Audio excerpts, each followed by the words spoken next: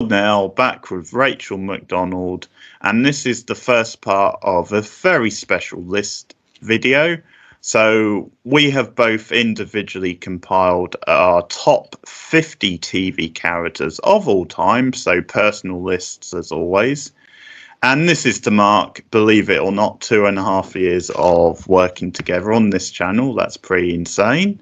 So every sort of 6 months, we do like a special extra long list, because we tend to do regular lists where it's like top tens of different things. But when we reach like an anniversary, it's a special longer list, and we tend to make it quite a big prestige type list. So in this case, top 50 TV characters. That for us, that is prestigious, especially when it comes to TV, because I think we can both agree then characters are the major selling point for us when it comes to TV. There's definitely others as well, but like I think there's just something about TV where it is so character driven, and you go on journeys with these characters, sometimes over like multiple seasons, and like sometimes you just get so invested and so like sort of close to their lives in some way on the screen, and then it sort of, when the show ends later on, it's quite emotional sometimes. It feels like you are in a way saying goodbye to like a family member or a friend. The drama with characters and how they develop, and certain lines of dialogues and personality of characters, I'm sure you agree, is a massive part of what appeals to us. Remind you guys to include your picks in the comments below if you want to let us know some of your favourite TV characters of all time. Rachel, do you want to do your number 50? Sure. All right. So my number 50, I'm coming in with a character who is kind of more of a caricature than a character, or at least as her time on this particular show goes on. This is a character that I know that Keith definitely likes. I don't know if she's going to be on his list because, again, she's more of a caricature. But I am kicking off the list with number 50, Dr. Kimberly Shaw from Melrose Place.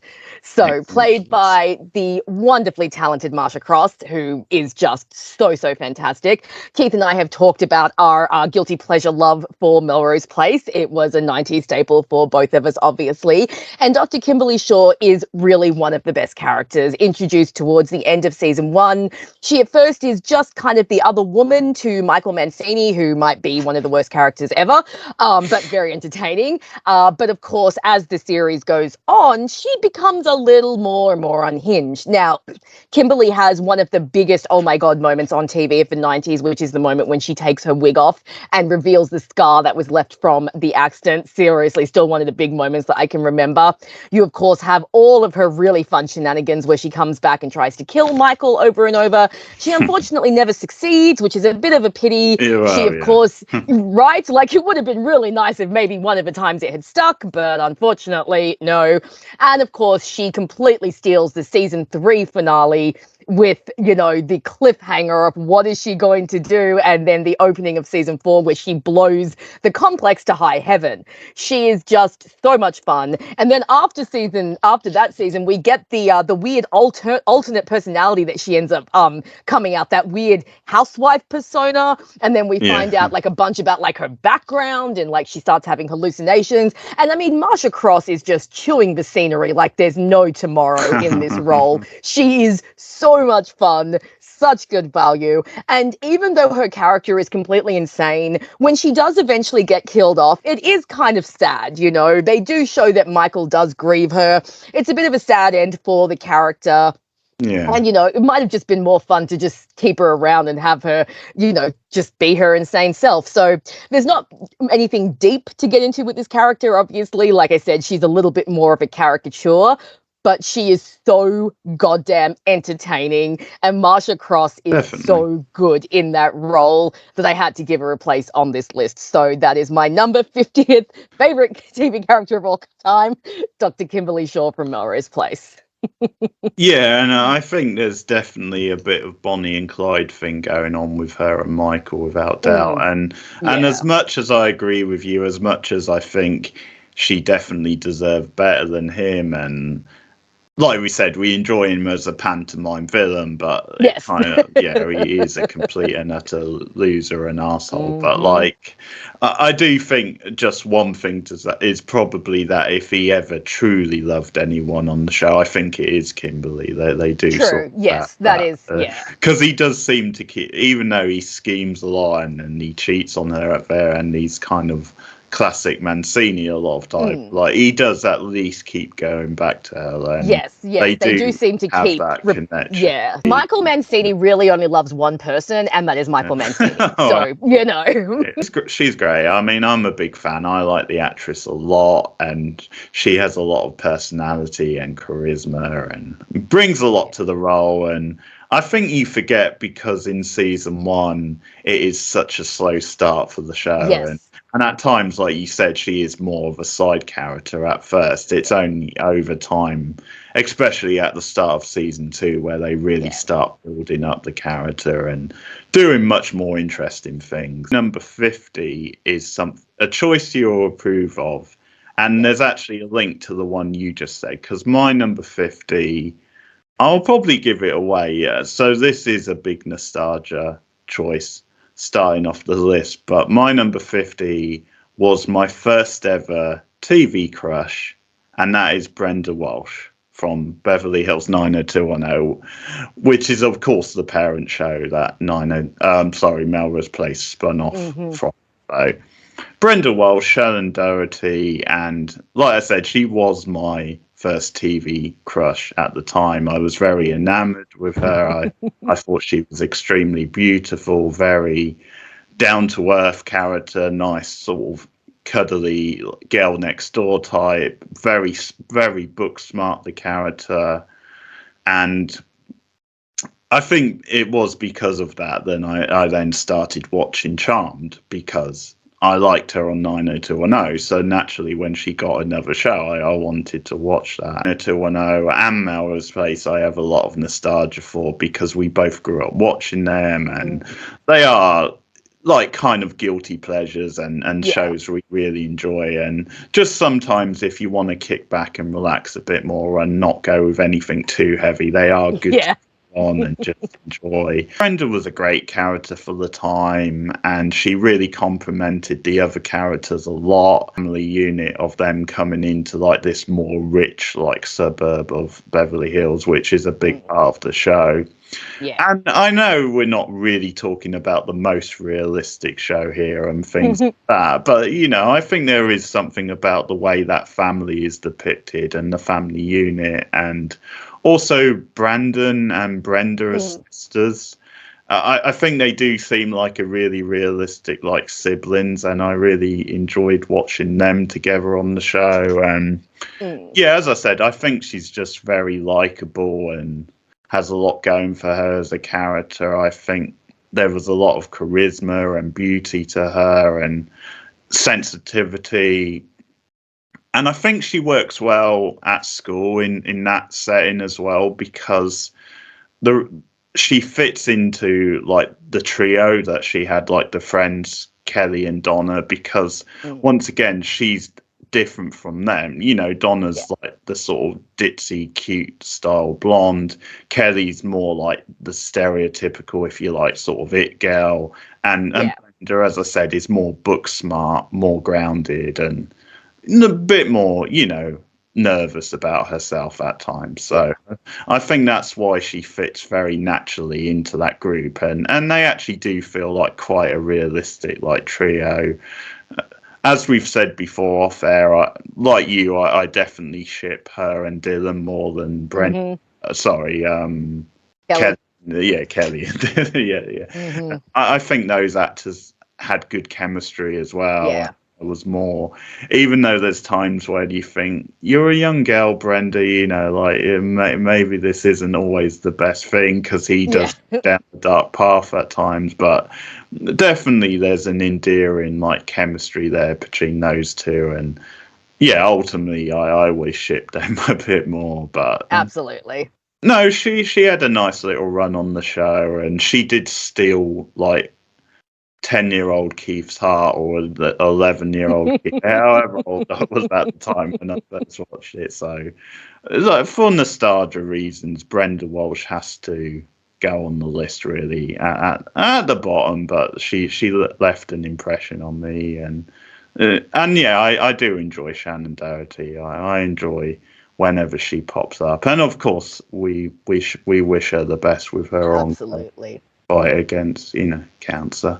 Hopefully she can beat it ultimately, but yeah, no, that's pure nostalgia. My number. Nice. That's a great choice. And I do like that it links to my choice as well, both being in the same universe. I've always been a Brenda girl. I mean, in the whole Dylan Kelly Brenda debate, absolutely Brenda and Dylan all the way. Like you, I'm a big fan of Shannon Doherty. Maybe not quite in the same way, but I have always been a big fan of Shannon Doherty. And yeah, I mean, 90210 for me has kind of faded into a pleasant memory. I haven't watched it a lot recently, but I always did love Brenda, and all the points that you brought up, the fact that she's a bit more bookish, a bit more girl next door-ish. I like that her and Brandon are like our point of view characters, so we follow these kind of two normal teens as they get sucked into this insane world of, Beverly Hills 90210. So yeah, no, that's a great choice. And, if I ever do get around to rewatching 90210, I'm sure I will still love Brenda just as much as I did. So I really like that. Number 49 is a very underappreciated and unloved character from a teen show from the early 2000s. And that is the wonderful Marissa Cooper from The OC.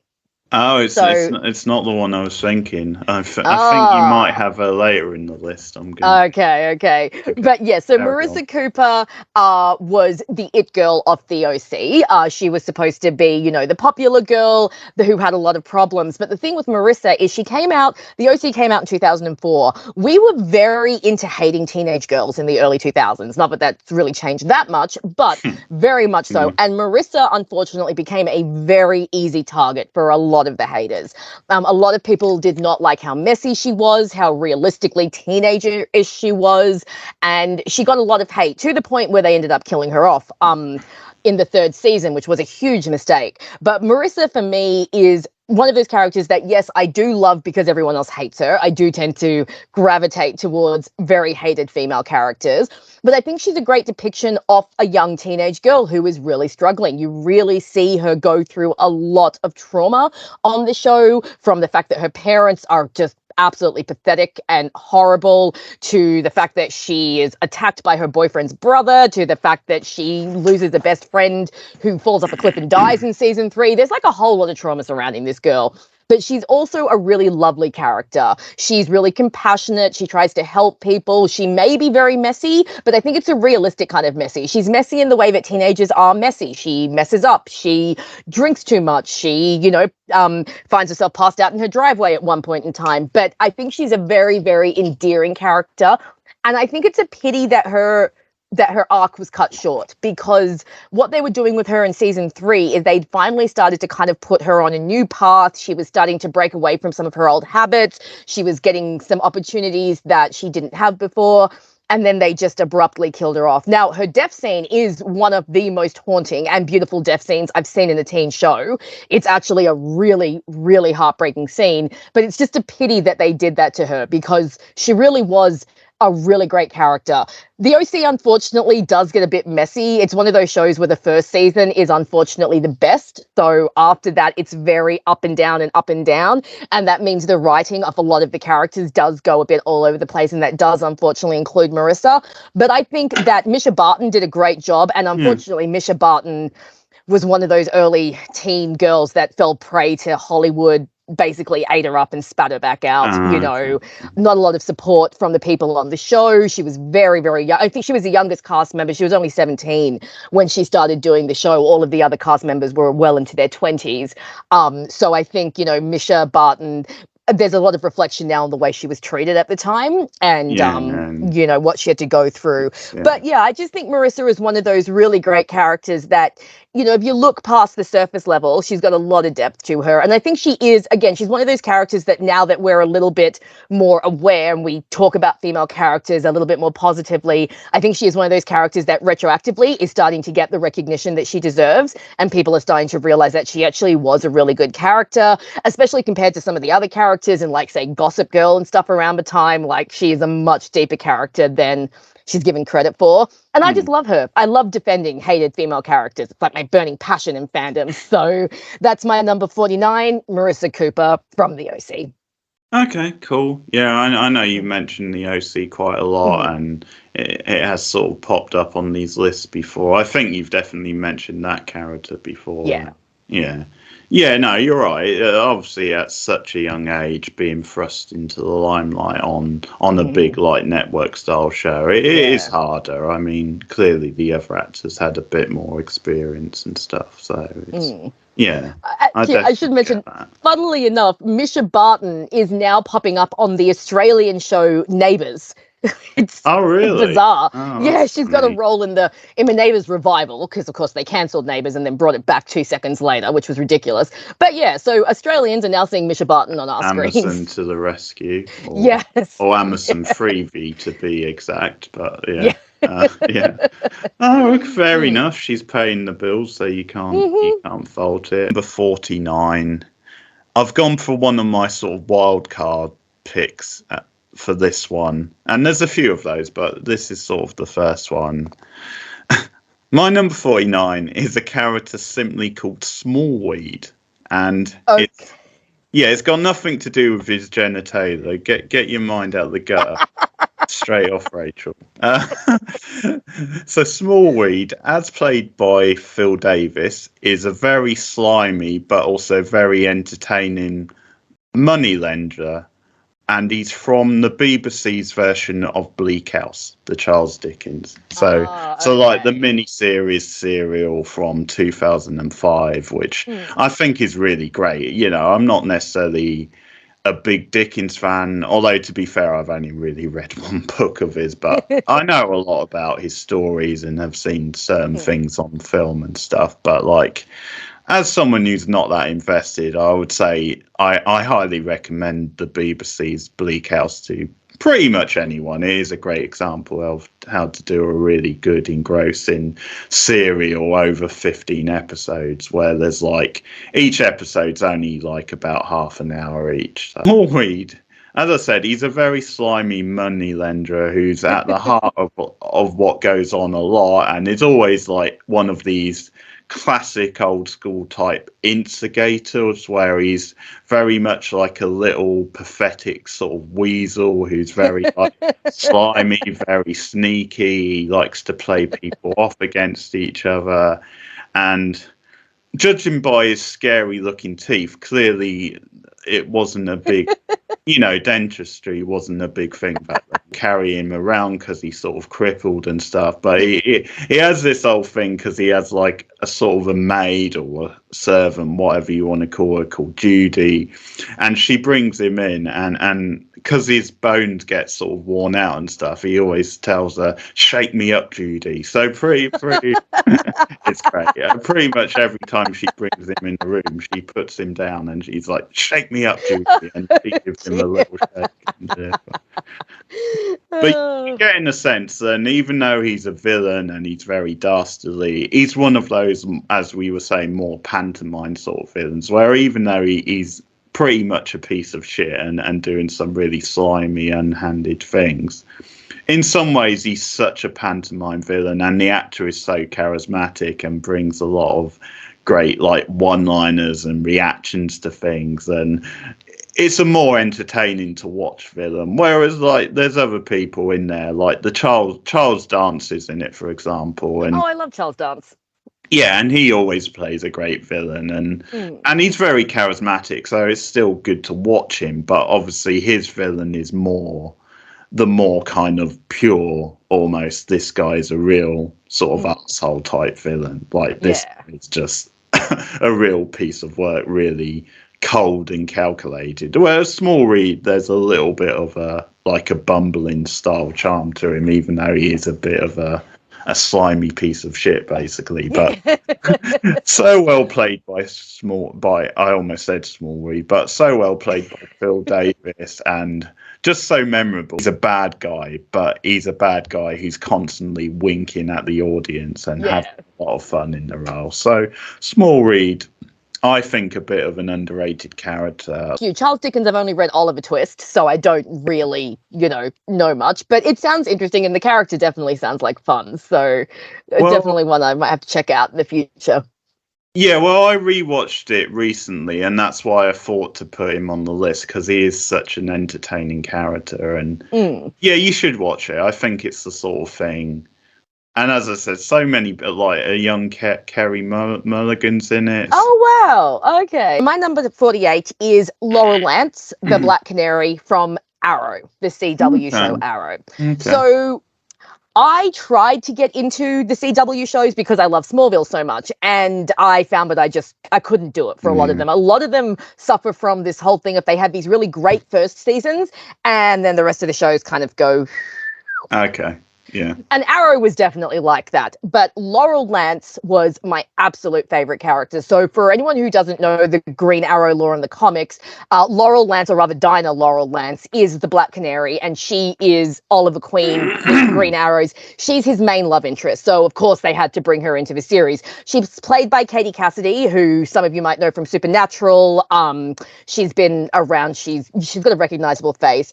Laurel in the series is a lawyer. Now the series opens and she's Oliver's ex-girlfriend. The series opens 5 years after Oliver went missing at sea, and he comes back and decides to be the Green Arrow.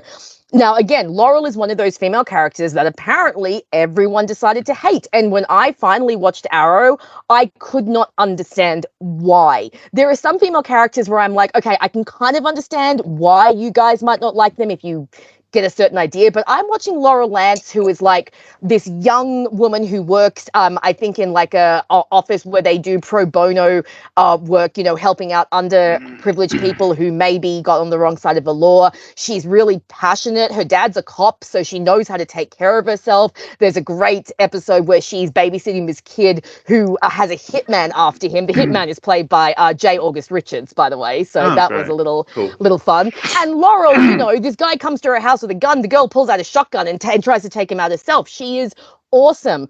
But the show, for some reason, really hated her. And you could tell it came through in the writing. So first of all, they didn't let her be the original Black Canary. They had her sister take the mantle. Then when her sister died and she decided she wanted to be the Black Canary, everyone kept telling her that she couldn't. And I am watching this show thinking, why are we fighting so hard to stop a character who was supposed to become this superhero from being this superhero? It made no sense to me. Yeah. They completely abandoned, it was weird. They completely abandoned her romance with Oliver to shove in a different romance that was just didn't work, in my opinion. And then they killed her off. Completely unceremoniously. They literally had her last scene be her plugging Oliver's romance with another girl, which was just awful. Okay. And then they kind of did this thing in the series where they brought back every single character who had died except for Laurel. They brought in a clone of Laurel. They brought in Earth 2 Laurel, but they never allowed actual Laurel to come back to life, even though, like, the series actually ends with literally every character who has died coming back to life except for her.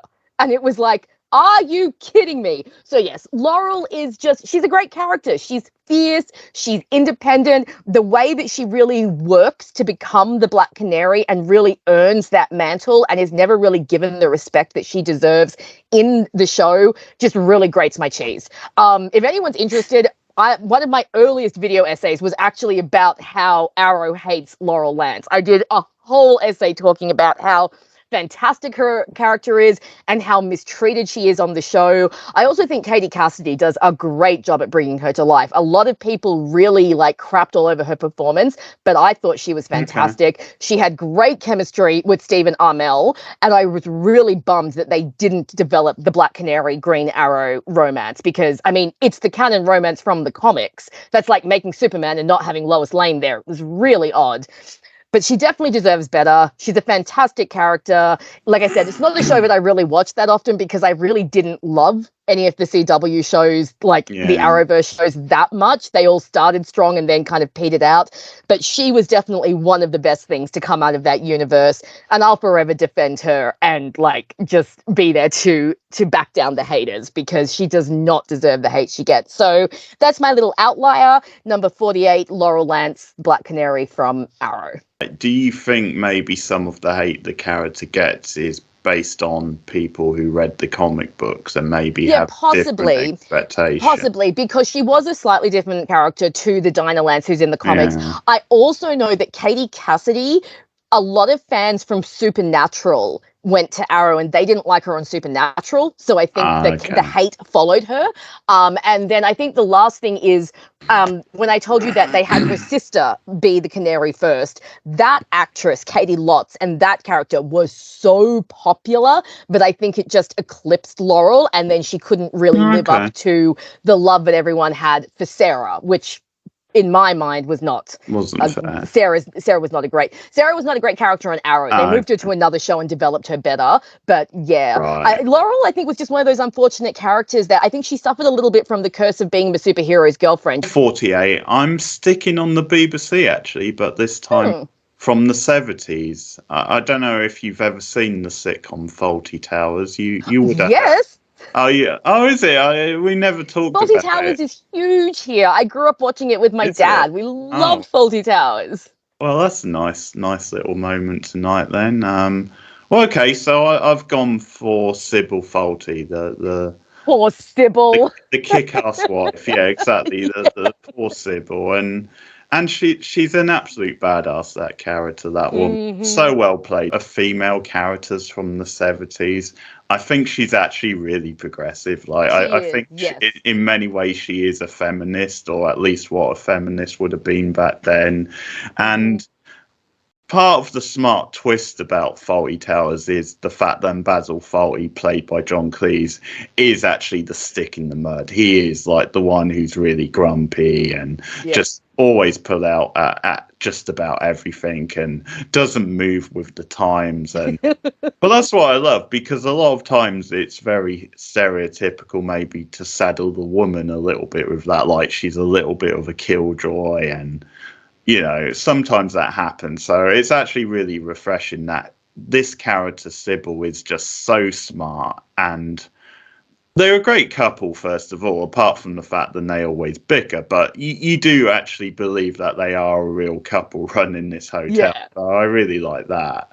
But a lot of the comedy with them does come from the fact that you're just waiting for the moment where he's finally going to get caught and she's just gonna kick his ass or something like that, or do something to get her own back.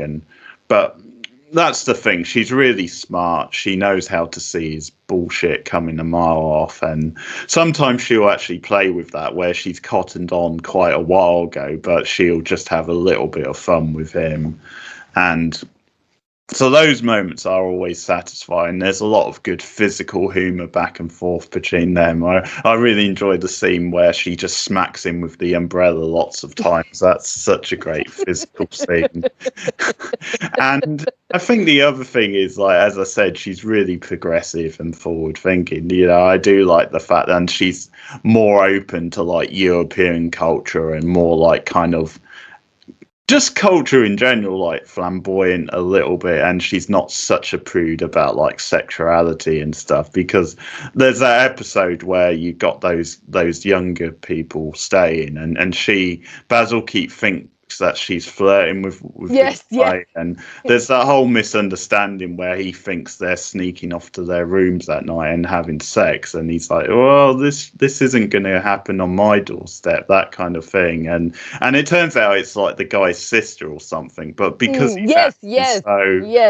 like sort of sexy and out there throughout the air, Basil's like, what's going on here? But Sybil is like the opposite. She's just so chilled about it. It's like, yeah, let them be what they want to be, you know, let them have their sexy little fun, Basil. And so I love that. I love them for a female, like, sort of, I mean, not really a housewife, but, you know, like in the 70s and stuff. She is that progressive and a woman of leisure. I mean, in some ways, you know, the fact that I think she actually goes out golfing at times and has interests outside of like the husband and outside of running the hotel. So I really like that. You know, Sybil Foley's a bit of a gem and really a saint to put off with Basil. I know, right? Oh, that poor woman.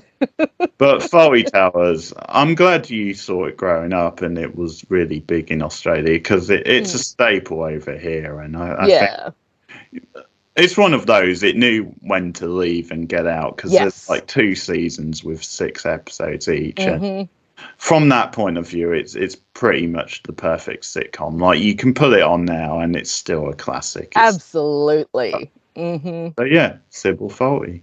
Oh, that's great. No, that's a great pick. No, Sybil is, oh my God, that poor woman. I mean, being married to Basil, just, oh my God.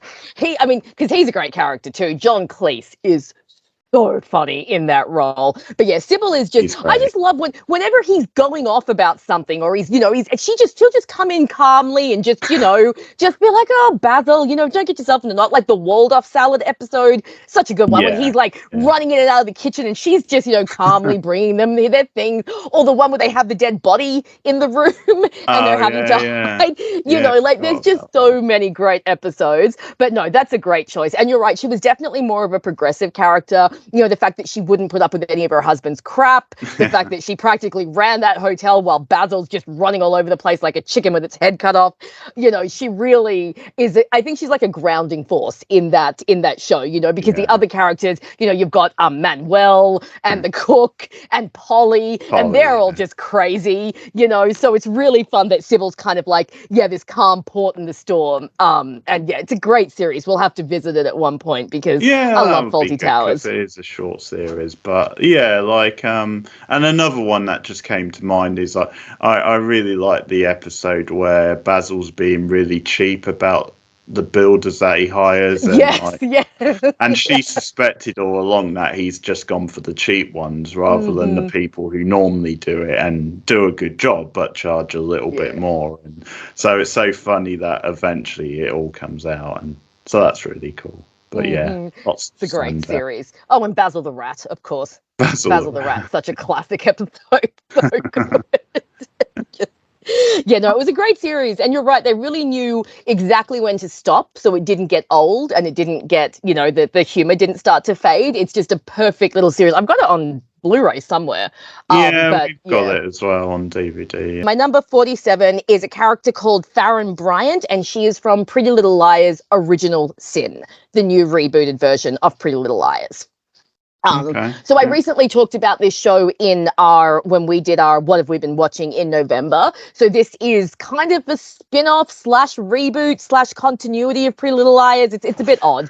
But this one is a completely different setting, completely different tone, and a completely new cast. And one of the liars is what they're called, is this character, Farron Bryant. So Farron is, she's kind of the overachiever of the group. She's a ballet dancer. She's also one of the only black ballet dancers, and that becomes a bit of a point of, the racism that she faces in the ballet world. But you also find out that she has scoliosis as a child and that her mother forced her into 2 unnecessary operations. And you get to see this journey where she gets to confront her mother about what she's put her through, where she has to deal with the pain that she's been dealing with her whole life. And she has to, figure out how much she can do in the ballet and how far she can push herself. And you really get to see her grow into herself. She also kind of takes this other character under her wing, this character who lives in a very abusive household. And at one point, Farron actually confronts the abusive father and, ends up saying, I'm going to get your daughter help. You are not allowed to go near her if you do this. It's actually a really great scene to see this young girl just take so much power. And I think that with the new Pretty Little Liars, they realized that the last one, they kind of started to write the girls in a really bad way. So I think they've tried to correct that with this one and have made the girls stronger characters, a little bit more independent and a little bit feistier than they were in the original original ones. And Farron, for me, was just such a great character. I just loved watching her whole arc. I always do identify a little bit with girls of color, you know, especially when they talk about any kind of issues that they face. And Farron just has a really, really great journey. So the fact that she could make it onto this list when I've only seen this series like a few times just shows how much I really fell in love with her. She's played by, I think, a pop star who goes by a single name. I can't remember her name, but she was very good. She really impressed me. So I'm hoping that we see more of her, and they are doing a second season of Original Sin. So it will be very interesting to see where they take her character and what they decide to do with her. But I hate to use the term strong female character because it's so overused now, but she really is. And she's a really, really great character, very layered, very fun to watch. And I just really fell in love with her. So can't say too much more because I do only have one season to work with here. But hopefully as the series goes on, if they do more, they'll progress her character more and more. But I loved her enough that she gets a spot on this list. So that's number 47, Farron Bryant from Pretty Little Liars, Original Sin. Yeah, another good shout. I mean, I think that's the good thing about a list like this and that sort of character is if we ever revisit this in future, it's, you know, if she continues to progress nicely and at least one more season to come. So she might be a little bit higher in future. Yeah. It's our first crossover, and it is indeed Dr. Kimberly Shaw from Melrose Place. Nice. Oh, I'm so glad she's on your list as well.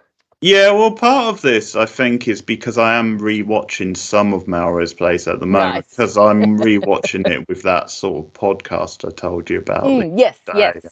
Again, with this podcast, Shaw is my favourite character on Melrose Place. She's a big reason why the show slowly started turning around and becoming the crazy, sexed up, wild, insane storyline show that we now enjoy. Super trashy, super entertaining, but as we said, after a modest start, she does really grow into the character, and they start giving her more meaty things to do, more exciting things to do. And I think the actress is really great in the role and really at home once she gets into it. Yeah. And I think she's an all-round great character in that sort of show where she gets to be very sexy at times she gets to be very powerful and dangerous. She gets to have some vulnerability along the way, but and she just, as you've said, she has some of the most craziest storylines ever. One of the best cliffhangers, like we said, at the end of season 3, and the whole thing with the split personality was just like pure guilty pleasure. Like so insane. That was so funny and really got into it and really went places. And that's what you want this sort of trashy like style show to do. And she really commits to it. Does elevate other actors at times as well. And I agree. She definitely elevates some scenes. Like start seeing Michael beating on Jane, and ultimately it leads to their divorce and stuff. But the scene with that scene in Jane in the hospital where Jane thinks Michael has ended the affair and is with Kimberly. I think she brings the sort of the best out of the Jane actress in that scene.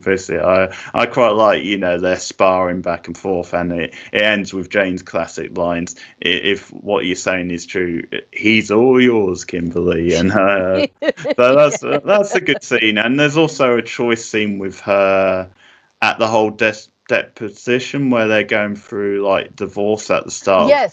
Where like she's being questioned and Michael, of course, the slime bag, is trying to get her to lie for him, and she's wrestling with whether she can do that, and ultimately she doesn't. Like she's sort of goaded by the lawyer into like telling the truth, but her reactions and the dramatic pauses in that scene are really well done. That's a fun little scene. So yeah, she's a great actress and brings a lot to the role and like lifts it up a little bit more, just goes that little bit further than other people. And there's some great memorable moments, some iconic sort of 90s moments with Dr. Kimberly Shaw. Love Marsha Cross, and you know, we loved her in Desperate Housewives as well. We love her in this, and you're right, she elevates everything she is, and she elevates the other actors around her, and she's just so great, such a scene stealer. You just can't take your eyes off her when she's on the screen. She's so good. So number 46 is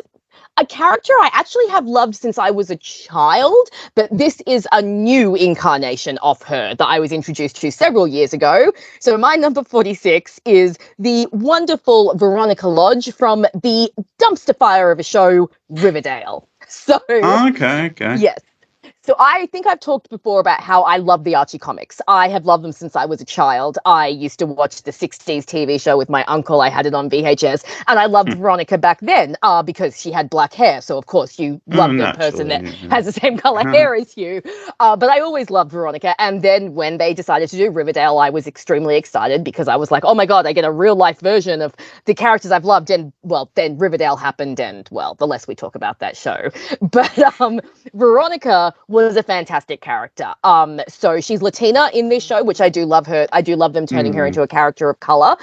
She's kind of a prototype kind of Blair Waldorf character. So if you've seen Gossip Girl, she's the rich girl who comes to the small town, always has the pearls. Her father's in some very shady business, obviously a mob family. And Veronica's storyline is mostly about her trying to escape, from her criminal background while also still kind of enjoying it. She gets those storylines that you kind of be like, okay, you're in high school, but it's Riverdale, where she actually ends up buying a business at one point, whole Lana Lang type thing, and running it. I remember the Camilla Mendes the actress saying that she loves playing Veronica because almost every single season she gets to do some sort of singing performance because Veronica loves to perform.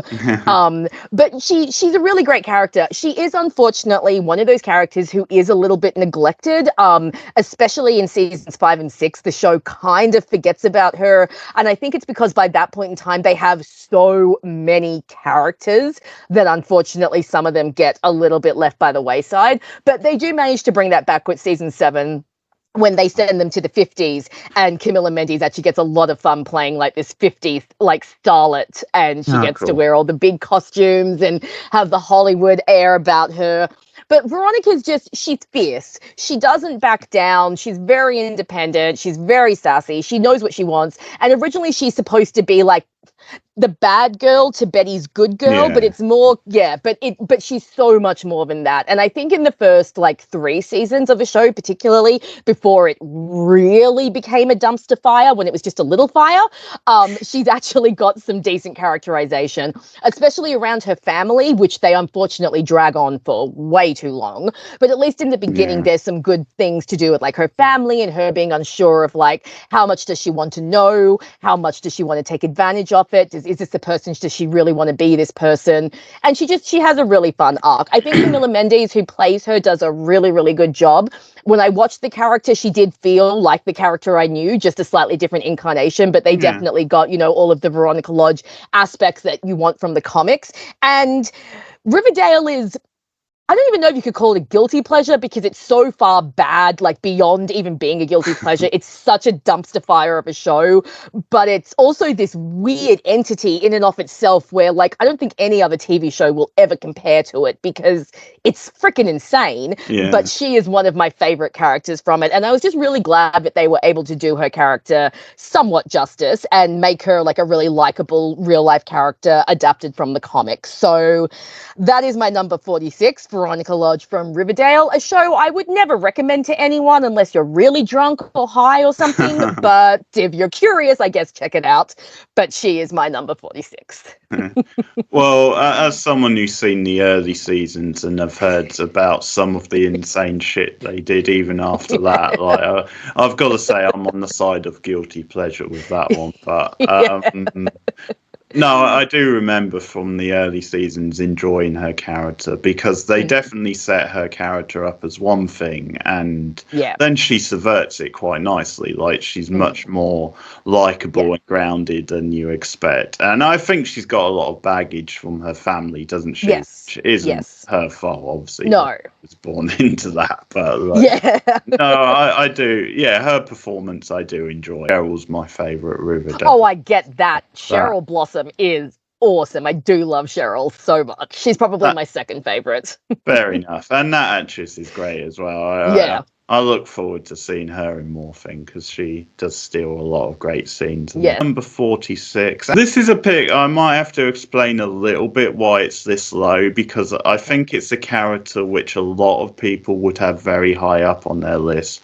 partly because the show itself is considered by many to be the greatest show ever, or at least one of them. So I've gone with Stringer Bell from The Wire, which is the Idris Elba character. Yes. So, okay. and this is just to keep note a little bit, but this is the first character from a HBO show on my list. Won't be the loss.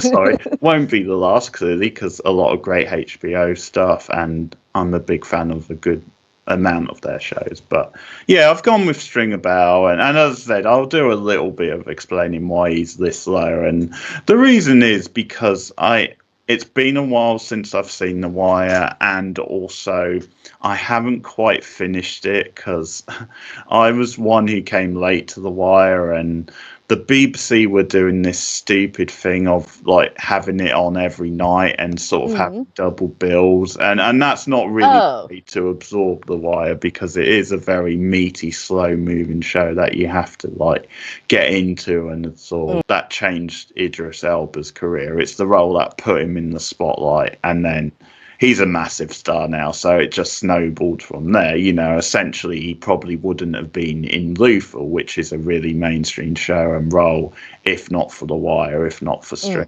Bell. And he's a wonderful character for a villain, because he is kind of the entrepreneur, if you like, who's running things with like these street gangs on. So in many ways, if you want to go to the stereotypical like quote unquote good guy bad guys, then you would probably put him in the bad guy camp, partly because he is manipulating, you know, young people on the streets and running a business at their expense type thing. But The Wire is such a complex show that it never really breaks down quite that simply. You know, there's like shades of grey on both the side of the cops, the gangs, the people running the gangs, and also like the journalists and various characters that you come across.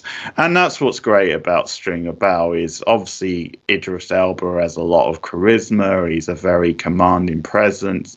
There's scenes where he's very like edgy and dangerous, and you think, well, if they step out of line, or if he's not happy with something, he could maybe snap at such a moment. But at the same time, there's a lot of layers. Like, he is one of those villains where, first of all, just the fact that he is like an African American character in this sort of show in the early 2000s, because realistically, that they are showing the reality of the racial breakdown in America sometimes, and they are showing that. Unfortunately, a lot of times it's more likely for a person from that background to end up on the streets and end up, you know, in a life of crime than it is for like someone from a white family. Unfortunately, that's just reality. But like, so it's great that we've got this character who's the guy behind it, who is like in many ways one of the smartest characters on the whole show.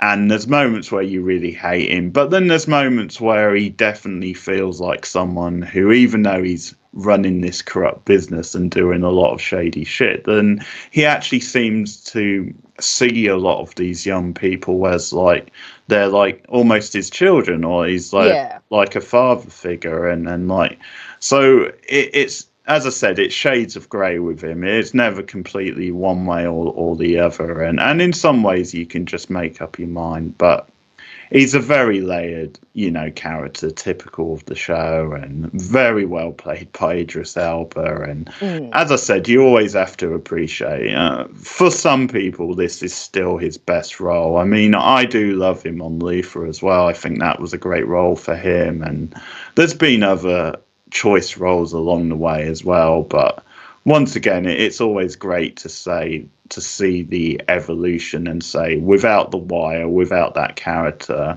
he probably wouldn't be the mainstream star that he is now. So yeah, that's my number 46. And at some point when I rewatched The Wire, there's a chance that character would go up on future rewatches.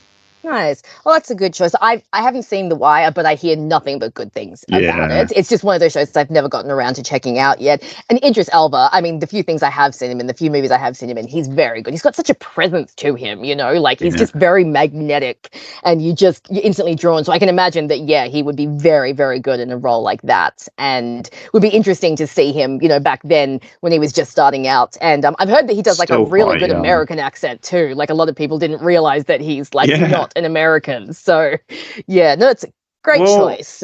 Mm. No, he really does, because people can forget sometimes. Then he is from the UK. 55, we have the first male character to appear on my list. Now, some people are going to about this option because he's kind of not the greatest character, but and when I say this, you'll actually know, because this is from a fandom that we share and a character I've talked about before. I love the potential of this character more than the actual character and what he could have been within the narrative. So my number 45 is the broody, sulky, annoying Connor from Angel. Okay. So Carry on. I can't get know involved with Connor this one, gets but- Connor gets a lot of hate. And on the one hand, I absolutely understand it. I mean, you watch season 4 and I feel so sorry for Vincent Kartheiser, because he's literally playing the same thing over and over again, which is whiny teenager. And when you watch Vincent in like something like Mad Men and you're like, this dude actually has a lot of range. Why aren't you giving him the He's great. material to go with his skills? And that's really annoying. But for me, what I love about Connor is everything that he represents and how he is so full of trauma and all of this insane background that they gave him that they unfortunately then never capitalized on. I have a whole video on this, so I won't go too much into it, but you have this kid who was kidnapped as a child, who was raised in a hell dimension by a father who hated what this kid actually was. So he's raised to kind of hate part of himself. He's raised knowing that his biological father is this big, bad, evil vampire, and yet this guy never comes to rescue him. He wasn't able to save him. He grows up with all of this conflict and all of this turmoil. And I think that when Connor appears at the end of season 3 of Angel, they do an okay job with his characterization. Again, not fantastic, but it's much better than it is in season 4. We actually get to see a little bit of Connor's struggle. We get to see his curiosity, how he wants to know Angel, but he doesn't quite know how to approach that. We get to see that he's struggling a little bit with like who he is and what does it mean for him to be here. Unfortunately, season 4 came along and like I said, we all know what Connor's like in season 4. Yeah. A lot of damage. Just, oh my God. Like, I mean, even me, with all my love for Connor, half the time I want to reach into the screen and just smack him in the face because he's so annoying. Yeah. But I think that's the issue, is like there's so much potential there. We could have had this I mean, the fact that he and Wes don't interact is a crime, because Wes is partially responsible for what happened. You know, we could have had a whole thing there. Him and Angel had so much more to develop there. Even his, like, I always find it weird that when we open season 4, he's been living with Fred and Gunn for like 3 months. You know, they've developed a bond. And then that just disappears. We never get to see anything else there. So for me with Connor, I love the potential. I love what they do with him at the end of season 3. And I love his appearance in season 5 of Angel, because then we obviously get to see what the kid could have been if he was well adjusted. Yeah. And I feel that if we had gotten a season 6 of Angel, we would have gotten more development with Connor. Like, he would have actually started to come back into Angel's life. Okay. We would have maybe seen him develop a relationship with Angel. I think there were hints that they were maybe going to do a little bit more with him.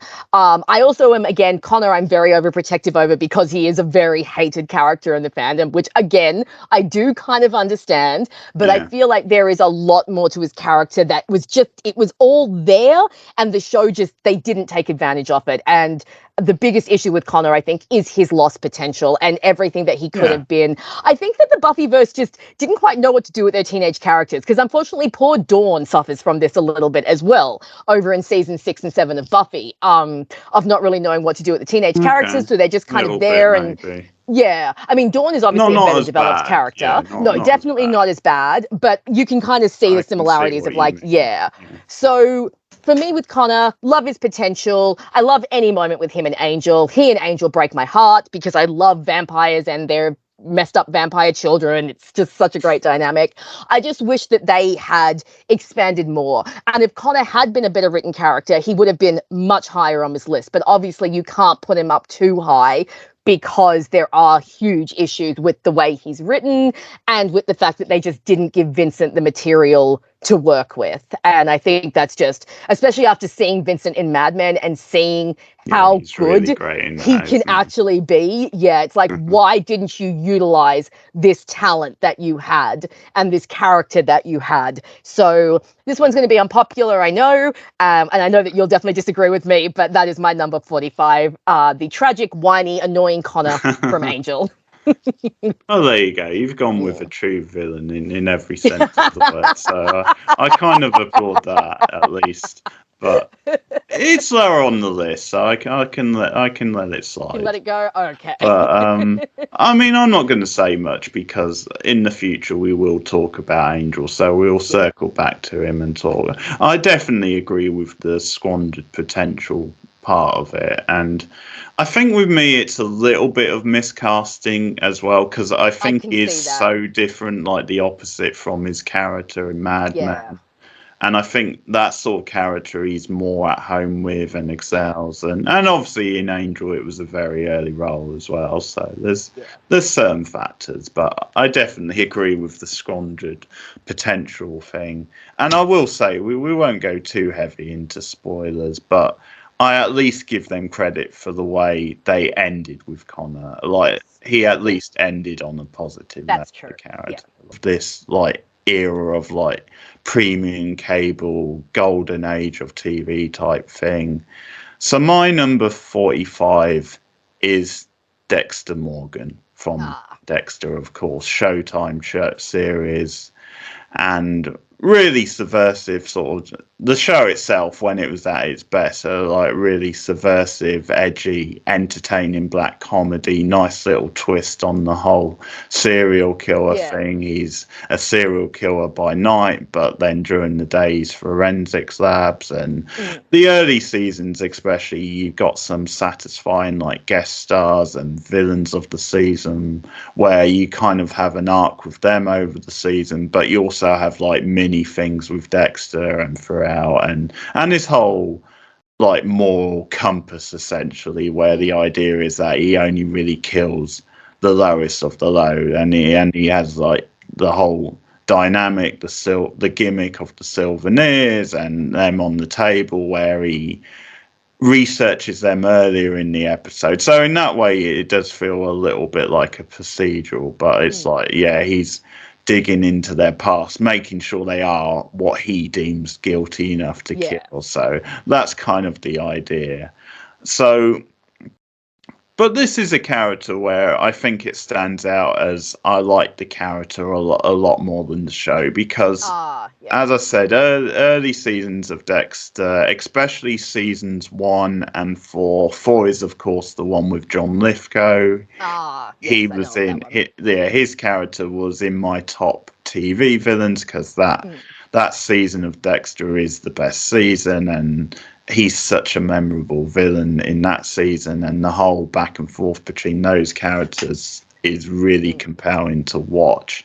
And I've talked before about how the show really falls off a cliff past season 4, and season 5 isn't too bad, but you can see sort of a decline a little bit, and then by the time you get to 6, oh boy, it's a really rough show. And like so this is one where I'm doing it based more on the quality of the character.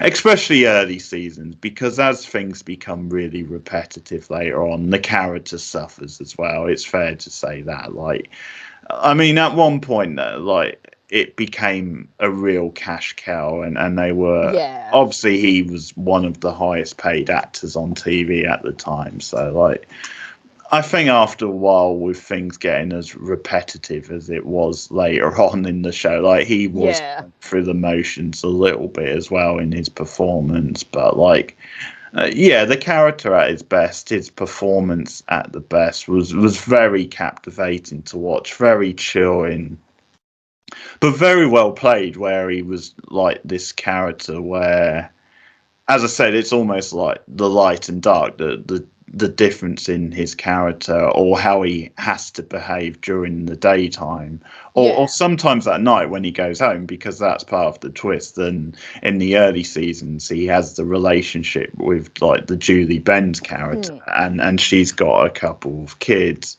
And ultimately, they sort of start up a family, and that gives the show more potential to play with stuff with them further down the line. But like, that's another like interesting side. Then essentially, he's got this really sweet like partner in life, Rita, the Ben's character, and yeah, he's nervous as around her because of the sort of dark life he's lived and his whole backstory. He's not, actually not that experienced with women, and he's not he's not totally confident, like just relaxing with her and like things like that, more intimate type things. So that's another fun side to the characters early on. But he's so well played by Michael C. Hall. And I think what's funny as well is when you see his character in 6 Feet Under before Dexter, because of course that's how he got his big break.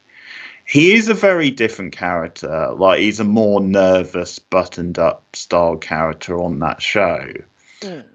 But I think, again, very different show, but because that show is also about people like keeping things hidden and kind of having dark secrets and things like that, and things just bubbling under a surface, in that case of a very picturesque facade, like suburban type facade. But like there are moments in 6 Feet Under where you can see, oh my god, Michael C. Hall is scary as like hell, you know. Like, there are moments where he does go into more ruthless sort of like mode, or more kind of like just scary mode, where he doesn't want to put up with another character's bullshit, where it just comes out of nowhere. And those are some of the most fun moments with his 6 Feet Under character, because it's like, yeah, you should bring that side out a little bit more sometimes. But like, he really plays it so well on that show, where at times, a lot of times, he's very timid and nervous and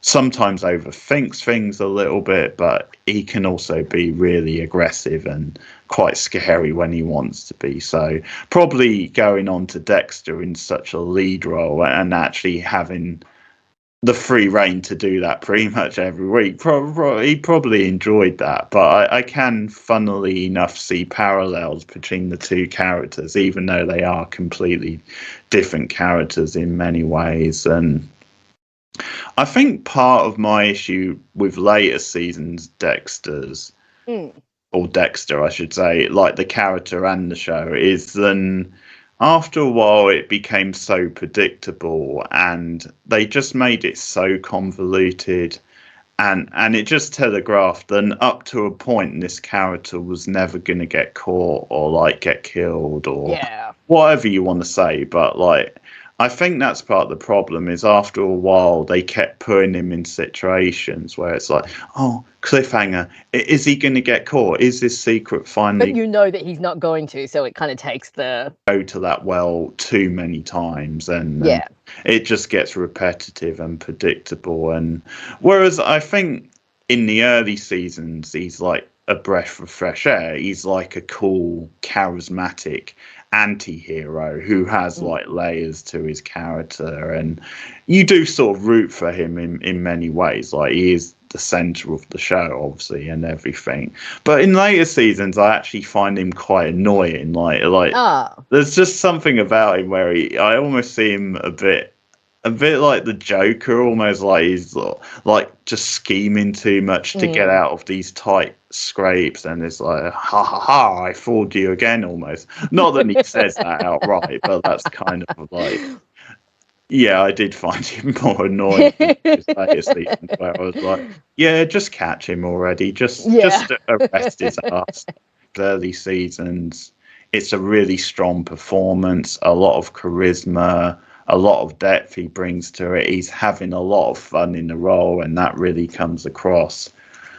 And maybe if it hadn't become, to use one of your phrases, such a dumpster fire later, then I think, I mean, obviously it became a cash cow, and Dexter never should have had 8 seasons. I mean, that was overkill. I think 4 or 5 seasons would have been about the right length. So, if they'd gone down that path, then probably the character would be even higher. But there's no doubt, at its best, Dexter was a really strong show, and definitely one of those big talked about mid sort of 2000 style show that did capture the imagination of many people. Covered the comeback season on the channel, and I've got to say they brought back the original writer, and although it had a rough start, I actually didn't mind it. I actually thought I would certainly take it over season 6 of the original show.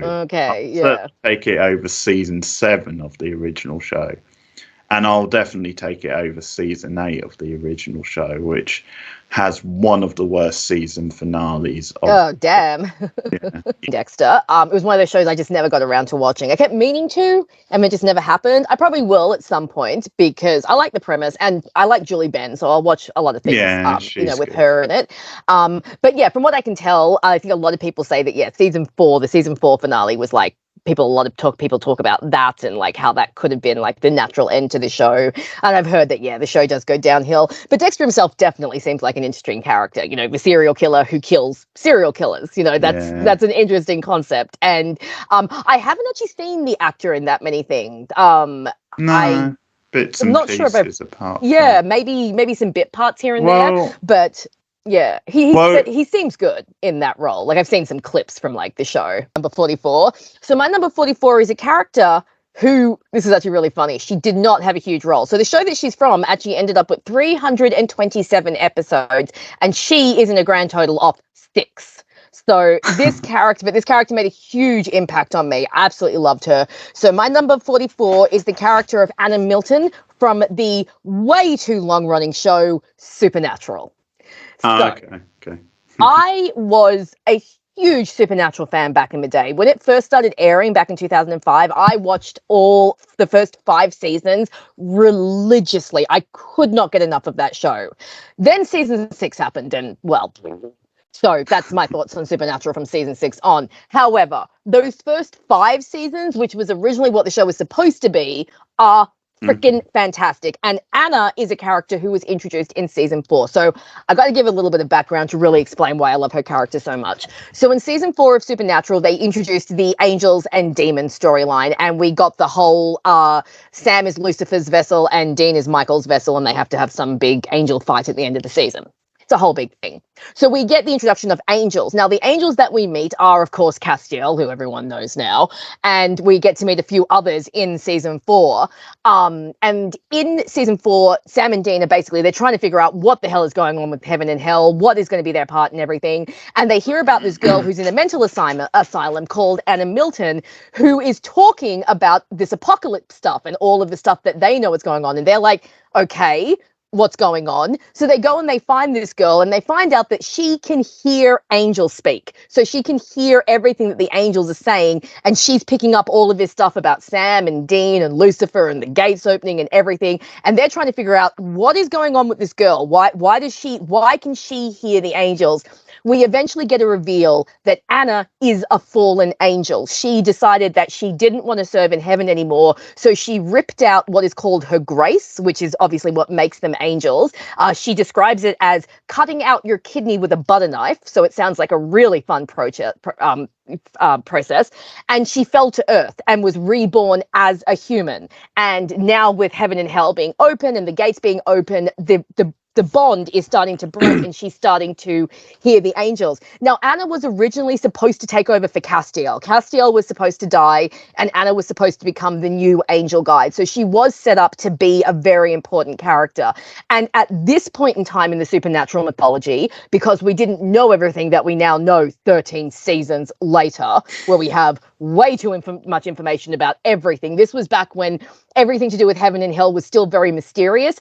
Anna was a great character because she was so outside of the norm of what we'd met. The angels that we'd met so far were basically lieutenants. They're foot soldiers. They do what God commands and they don't question things. So Anna was a very interesting character because she fell. She said, fuck this.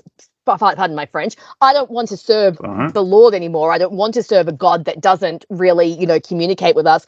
I'm going to fall to earth. And the episodes that she's in, she's usually popping up to advise Castiel about stepping out against heaven. And it's just a really interesting concept this early in the series. Like I said, because Supernatural went for so long and got so stupid and so convoluted, everything in the first 5 seasons, unfortunately, is a bit tainted by that. But if you just take the first 5 seasons as a self-contained story, Anna's role in it is so interesting. I also really liked her actress.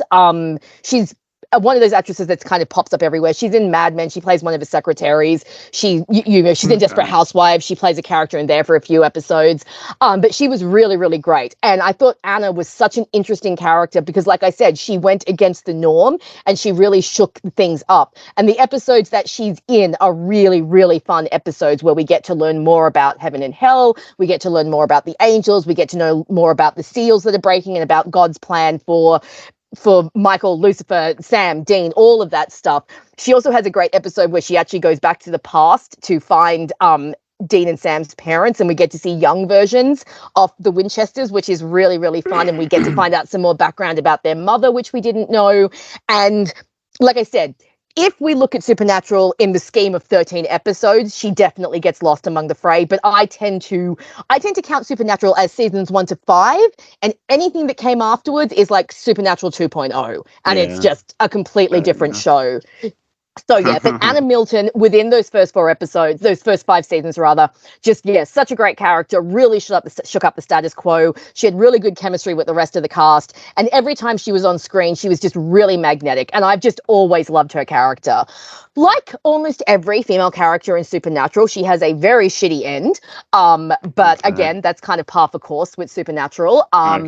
But when they did have her on and what they were trying to do with her at the time, really fantastic. And I've just continued to love her, ever since then. Like I said, Supernatural just became, I don't even know what to describe it as. It became, it became a monster unto itself. It was just, but those first 5 seasons, back when the show was still good and the characterization was still good and the mythology was still like really good, fantastic. And she is definitely one of the best characters from that era. So that was a bit of a long-winded one because I did have to explain everything, and especially because it's Supernatural. But that's my number 44, the ex-angel Anna Milton from the dumpster fire that is Supernatural. And by the sounds of it, would you say she's an underappreciated character? It sounds like she probably is. Absolutely, yes. Okay. Especially because we got so many other angel characters, most of whom were dudes that ended up outshining her, at least in the fandom's opinion. Yeah, it is. And she debuts in season 4, did you say? Or 4? Okay. Yeah. Okay, cool. Yeah, like I've said, I've only really seen a few episodes, and I've seen the few early ones, and I did watch the Halloween one from about the one we both had on. Yes, that was in season 5. That's a fun one. So that's a really good episode. But I've only seen bits and pieces. Favorite character from Brooklyn Nine-Nine, we were talking about it off air. It is, of course, Rosa Diaz from Brooklyn Nine-Nine. And yeah, I think Brooklyn Nine-Nine's one of those shows where it's a rare show where pretty much every character from the main cast is really good in some way or the other. And like, it's such a diverse and exciting cast of characters, and you just enjoy their dynamics together and how they just feel like this natural squad. at this Brooklyn precinct. But like, so it's one of those where in a way it's hard to pick a weak character, where it's just a case of which one you like the most, and it just comes down to personal taste after that. So with Rosa, it's just personal taste. I do levitate, I should say, towards like really sarky, deadpan style characters. I think her delivery is always on the money with that, like just the way she says really simple things. Her worldview as like a bit of an oddball. Obviously, she brings great representation to the show as well, like a crucial part. But the great thing about a show like this is that sort of thing is never really made a big deal about. Like, she just naturally fits into like the squad and the team, and that's something which is to be applauded about the show as a whole. And like, there's definitely issues raised about certain things, but they never really linger, and they never make a big thing about the fact that she has the background she has. It's just accepted. This is the way it should be. She's a great like cop. She serves a purpose. She's part of this family, and that's the thing, that she just slots in really naturally, even though at times she is the one who's like the most sort of sarky and moody and put out by a lot of the characters. But actually what's fun is in the later seasons she does loosen up, and she's actually the one having a lot of fun, like often having a lot of fun at the expense of the other characters and their sort of hijinks and stuff. So I do enjoy seeing that side of her as well. But no, she's so well cast, the actress, and she's so funny and likable and entertaining at times. And as I say, great deadpan delivery and so many great interactions with other characters.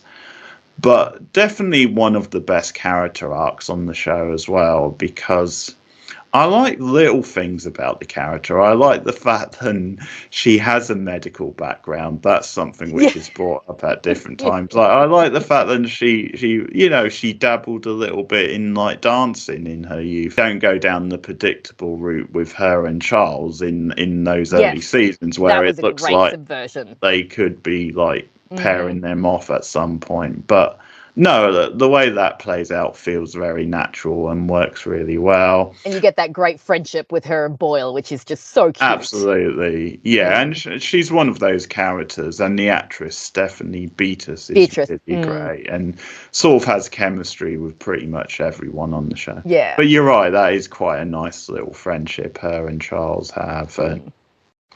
Also, I think they deal with her coming out storyline, her sexuality, really well. I like that.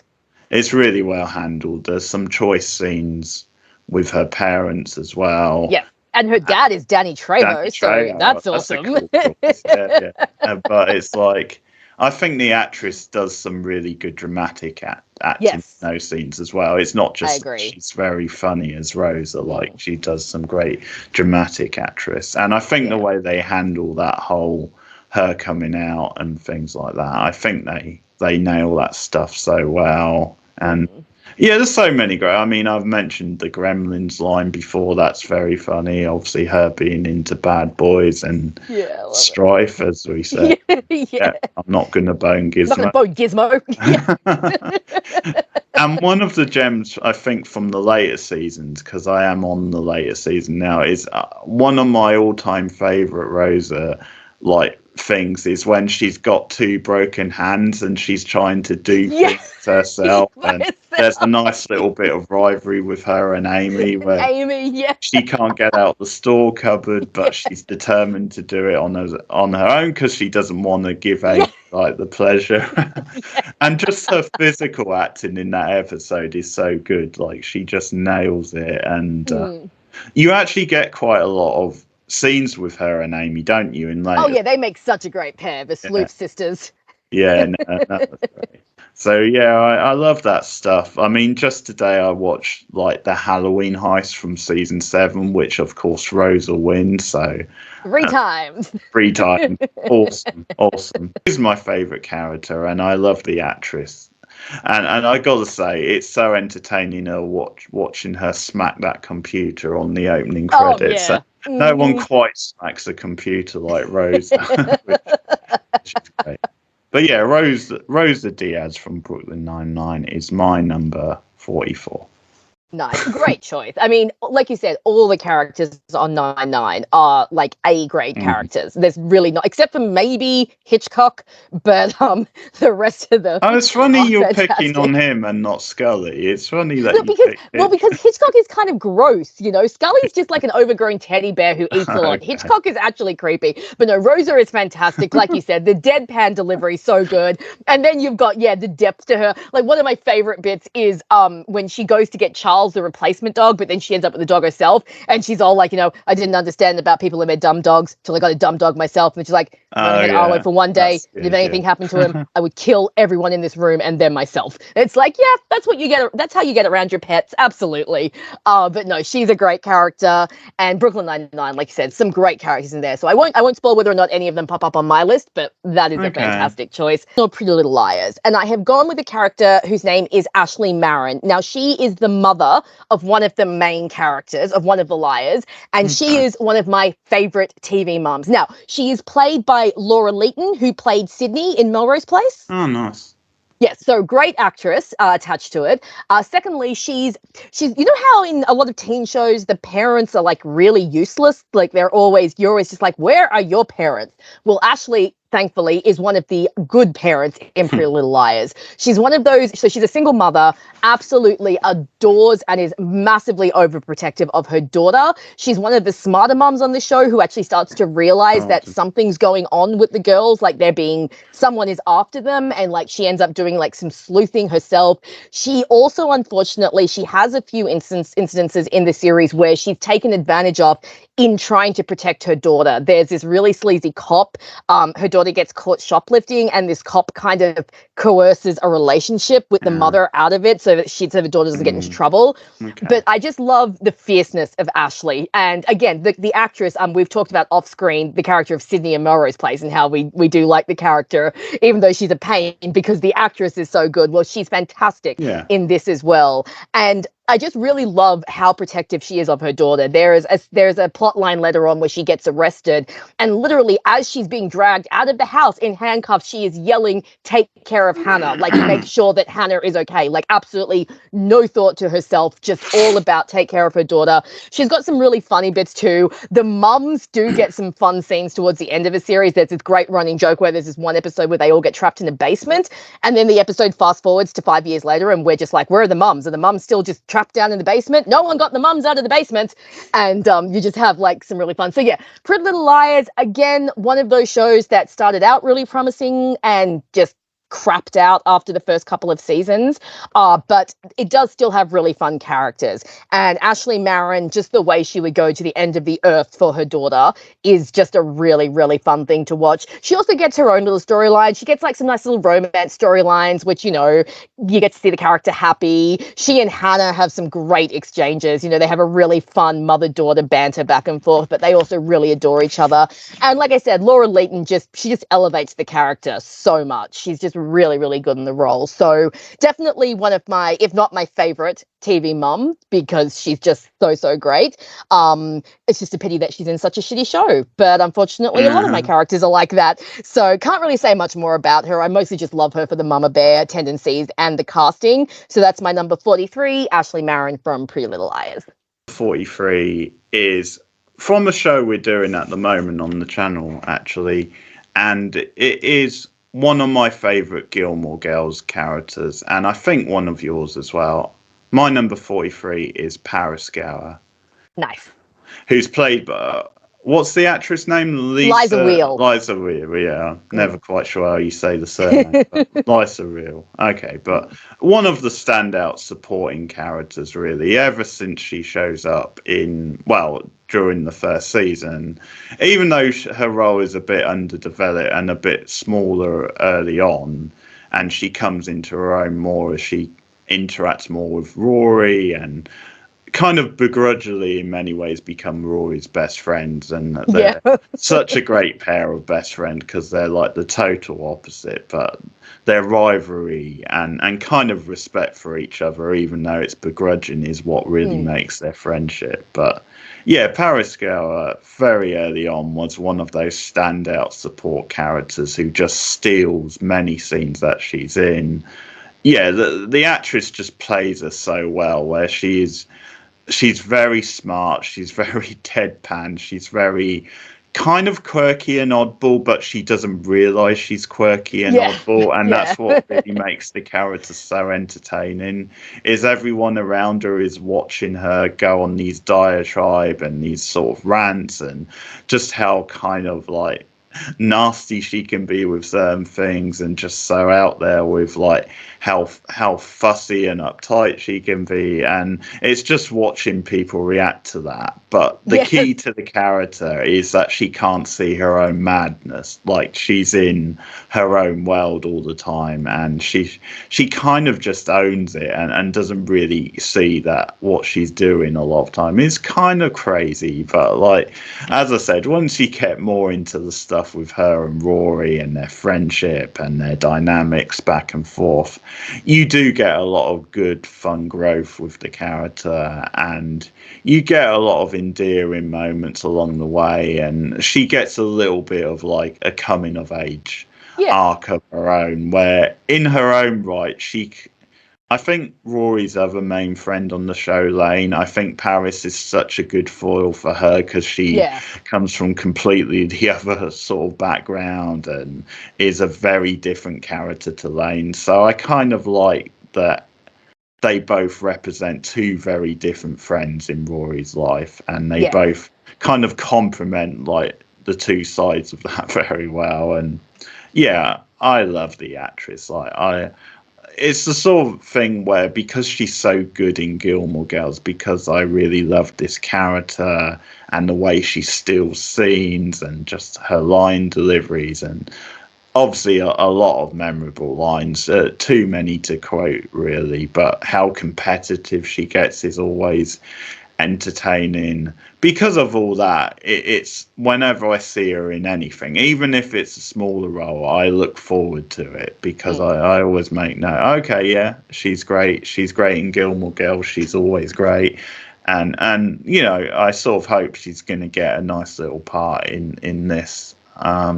I think she was in that show How to Get Away with Murder. She was How to Get Away with Murder. Yes, she was. I watched the first season of that show. She was good, like, but she plays a very different character. Okay. Very different. Yeah. Yeah, so she's one of those, even though she's never really, she hasn't always featured as much as like this role. I think she definitely still gets work and still pops up here and there. So that's good to see. But yeah, I think the relationship with Doyle is really funny and entertaining. Danny Strong, obviously, again, a really underrated actor, a really underrated comedic actor, and they have a nice chemistry as a couple. Paris Gower, definitely worth flying the flag for her at number 43. Great choice.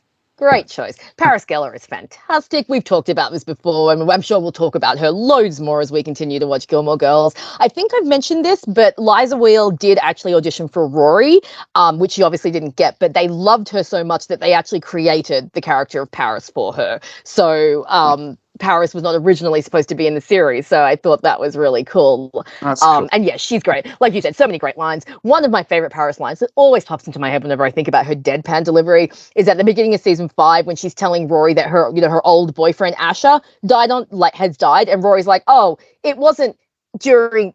Was it? And Paris is just like, "No, Rory, this great man was not brought down by my vagina." It's like, oh, Paris. It's just so good. And yeah, you're right. Liza Wheel, she steals every scene she's in. Yeah. She just has that manic quality. But I think she also makes Paris very human. You know, we get to see like vulnerabilities. And so she's not just like a caricature. And you're right. She doesn't realize how crazy she is. Everyone else does. But she's just living in her own Paris world, not understanding why everyone's reacting to her that way. I love the episode that we just recently watched where they go to Stars Hollow to rehearse. And she's like yelling at Miss Patty. And Miss Patty's just like, "Careful, dear. your face is going to freeze that way. And Paris is just like, what? He is definitely a nerd where yeah. she is so detailed focused. Like we said with the Christmas episode recently, like her picking historical holes in the whole thing they were doing with the dinner.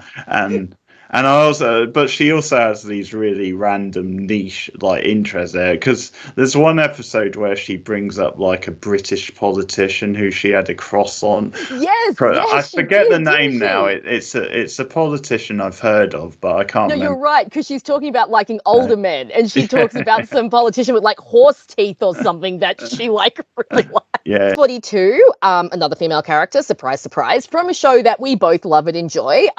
Maybe not the most highbrow show, but a good old little gem from the late 90s, early 2000s that we both enjoy. So my number 42 is the fourth Charmed one, the lovely Paige Matthews from Charmed. Okay.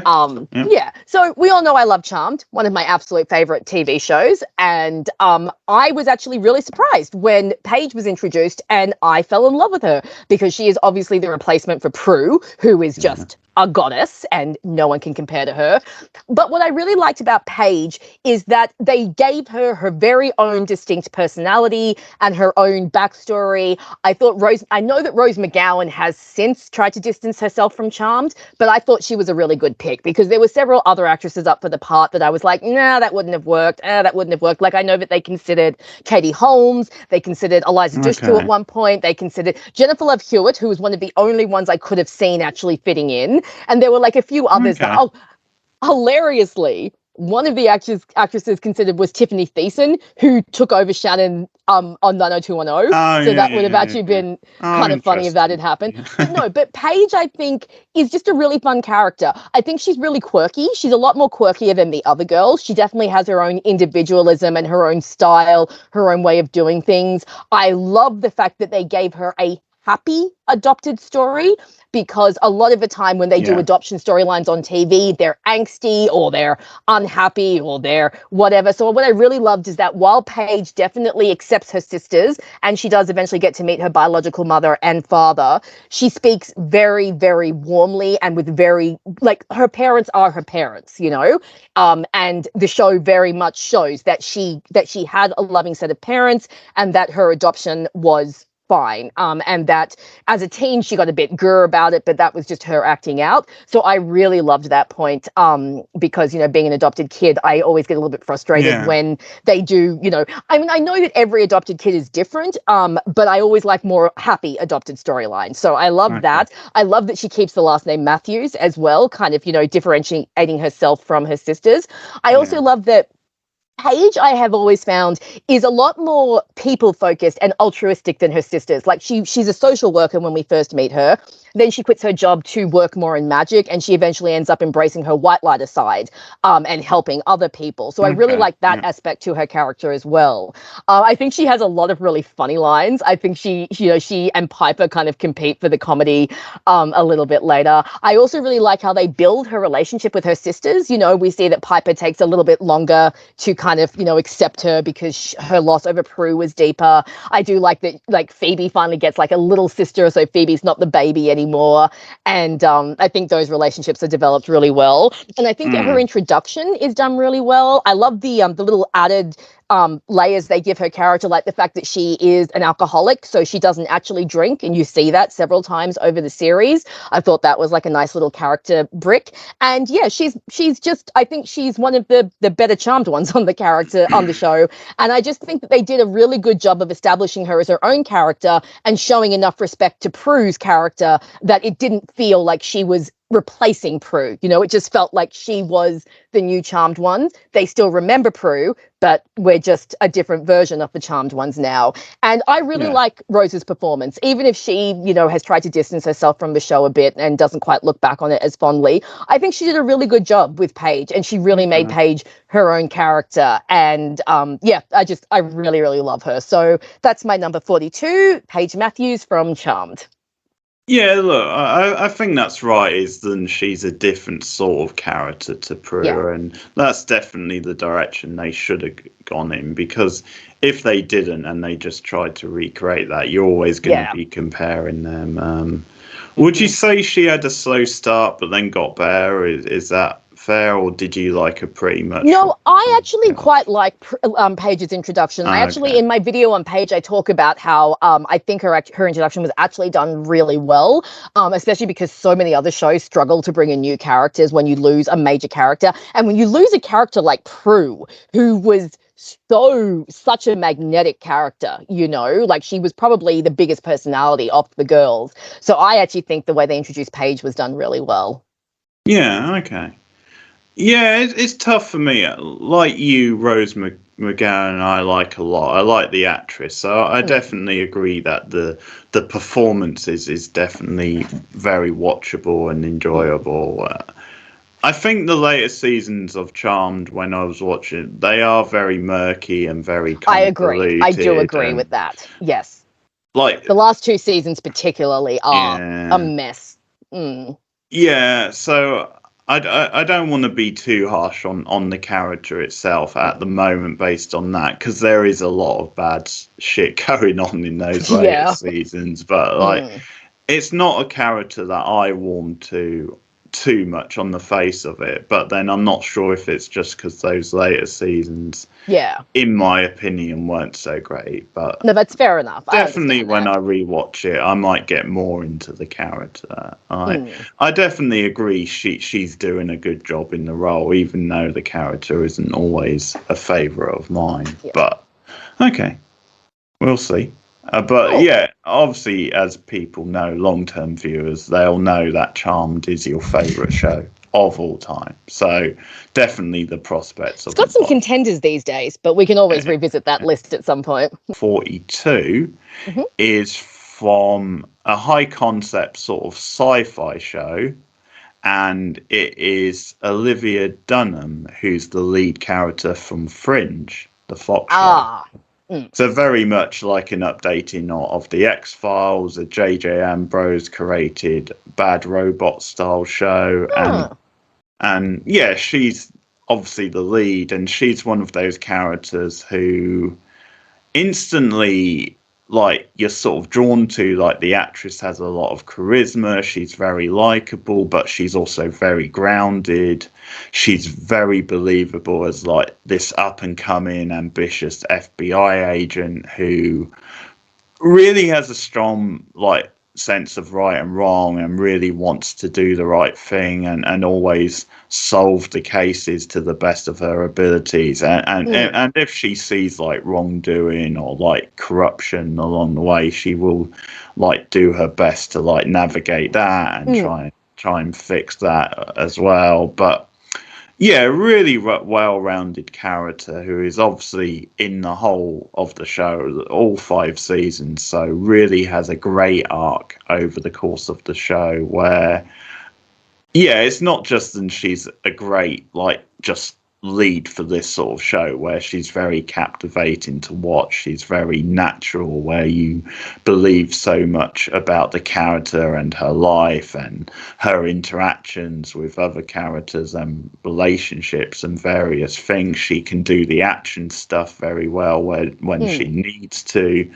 But it's also then she has a fantastic arc over the course of the 5 seasons. Like, when you see the character so early on, and that's one of the things about the show, is that it does start very like case of the week, that early season, well, those early episodes in season 1, and from the very first episode it does plant the seeds that there's gonna be like an overall universe which they're going to build up. Like, it's not really going to be like the sci-fi equivalent of Law and Order all the way through. Like, it sets that up very early on, that as time goes, they're going to grow this universe, grow the characters, grow the ideas. I mean, a bit like a show like Lost, when it goes for sci-fi and high concept ideas, it really goes to town on those ideas and really explores them, and is just all the better for it. But like,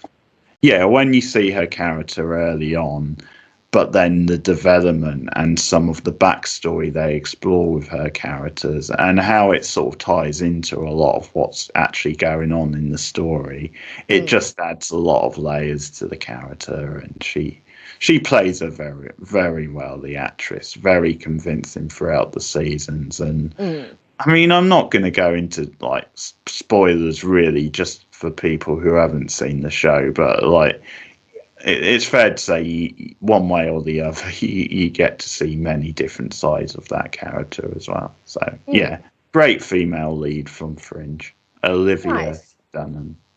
So I haven't seen that one, but is that the one with Joshua Jackson as well? Yeah, he's one of the co-leads, and he's another character who has a very crucial part in what's going on with the backstory and the mythology that they set up. And, and they have a nice little like dynamic as well between them. So yeah. No, I've definitely heard of that show and of the character. So it might have to be one that we'll visit in the future, maybe. Yeah. It would definitely make sounds for some interesting reviews and stuff. My number 41 is also from a science fiction type show, not as science fiction-y as yours, but kind of my more brand of science fiction. A show that we both like, that is within a verse that we share. So my number 4 is the wonderful character Priya Tasang from Dollhouse. Oh, nice. So, good pick. I love Dollhouse for all its problematic aspects. I think it is actually a very underrated Whedon show. I think it deserves more attention than it actually gets, and it has some really, really fantastic characters, and Priya is one of my faves.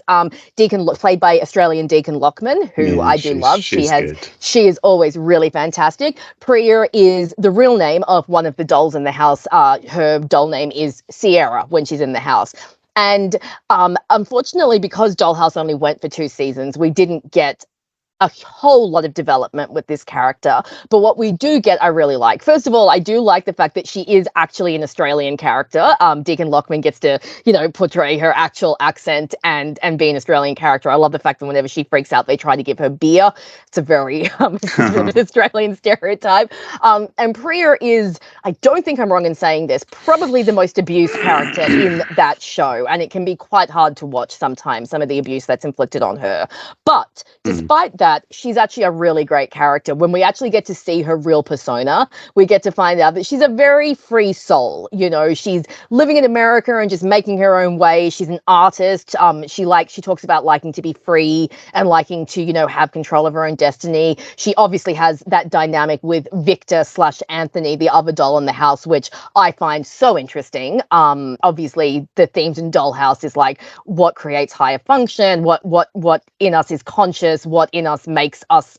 Is it just our memories? And of course you have the dolls who are breaking out of their personas, and I really like that Victor and Sierra break out of their personas because their bond with each other is so strong, and that it starts to carry into all the different imprints, and you get to see that build up. I also really like seeing Priya in the epilogues, when we see the epilogues and we see them in the future, and we see what she's made, how she doesn't like to be in the fight. She just wants to live her life. She just wants to have peace. And I think she's a really interesting character thrown in among all these action characters. She's a non-action character. She's more about being, I think, more of the heart of the team. And I think if we'd seen the series go on, she would have developed more into that sort of pacifist character. But she's also, pretty badass when she needs to be. And she won't go down without a fight. And I think she's really great. And then again, of course, Deacon Lockman is Nepalese. And I actually have Nepalese in me as well. So, I always identify with characters who are, more from my part of the world and stuff like that. And characters of color, again, I feel drawn to. So, so I really, really love Sierra. And one of the many things that, we missed out on when Dollhouse was cancelled was seeing these characters that were already starting to develop, really great personalities and great characteristics all got cut short. And like I said, when we see the epilogue parts of the episodes of the series, we get to see a little bit of what she would have developed into. But unfortunately, we miss all of that building in between, which is, I think she would be higher up on this list if we'd had more time with her. But because, Dollhouse already had several characters that it had to focus on, some of the lesser dolls did get a little bit neglected. But her episode in season 2, Belonging, is one of my favorite episodes. It's so hard to watch, but it's also so beautiful to see that last scene with her and Topher. And, Topher, obviously, as well, he gets a little bit of growth in that episode. Yeah. But yeah, Priya is my favorite off the dolls. And I think that Deacon is always good. Every time I see her in something, she always impresses me. As with most Australian actors, she got her start in Neighbours. So I used to watch her on that. I didn't know she was in that. Doesn't surprise me, of course. No, if you're an Australian actor, chances are you have been on Neighbours or Home and Away. It's usually one of the two. But yeah, so like I said, if we had more time, I think she would have been higher on this list because I fell in love with her so much from just the 2 seasons we got. But as it stands, she comes in at number 41, Priya Tasang from Dollhouse. Yeah, I like that pick. I'm with you. She's very underrated character, and the show's very underrated, and yeah. But I think it sums up what you said about her is that if what we got from her was good, but if only we got a little bit more, and that's sort of a good way to sum up the show in general. Yes. Like once it got going, it was a very strong show, and if only we got at least 2 more seasons at least. Yeah. My 41 is another character which I would say is underrated. From a show I would say is underrated actually. So I've gone back to HBO for this one, but a more underrated HBO show. So my character is, I don't know if you'll know her when I say the name, but Barbara Henriksen. Okay, well that is the Jean Triplehorn character from Big Love. The HBO. Oh, I've heard of that show. Haven't seen it, but yes, I have heard of that one. Yes. So it was like an early to late 2000s or early to mid 2000s HBO show. Bill Paxton, fantastic casting as Barbara. Bill Paxton. Amazing role, very underrated role for him, but he's great. But yeah, but that's the setup. Then you have this family who live that sort of lifestyle where you have 3 very different wives, like really great casting on the wife. I mean, you got like Chloe Sevigny. Yeah, and Jennifer Goodwin. Yeah, so she's like the youngest of the wife, and then the oldest is Barbara Henriksen, who's played by Jean Triplehorn, and so they really cast those roles so well because they all bring something different. They're all a different side of like his sort of partners, if you like. And the casting in Big Love is insane. I mean, you got Bruce Dern in there, who's obviously a legend. You've got Grace Zabransky, who's a legend. You got Amanda Seyfried, I just saw that. For her. Yeah, I think if I remember, I think she's the daughter of like the Barbara character. Okay. Because like she's the oldest of the wife, so she's. Oh, that's got Harry Dean Stanton. Oh, of course, I forgot he was in it. So the casting for that show is amazing. And I'm recognizing quite a few faces here. Yeah, Ellen Burstyn?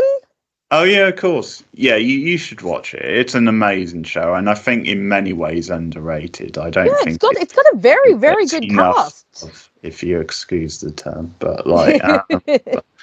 But yeah, no, it's a great insight into that sort of culture. There's a lot of very interesting bits of casting and really diverse and very well written, very satirical, but also with like very humanistic moments. Great use of music, great direction, and really layered characters. But I'm obviously going to talk about Barbara, and I'm going to talk partly from Jean Triplehorn because I think sometimes she gets a bad rap, and I think she's actually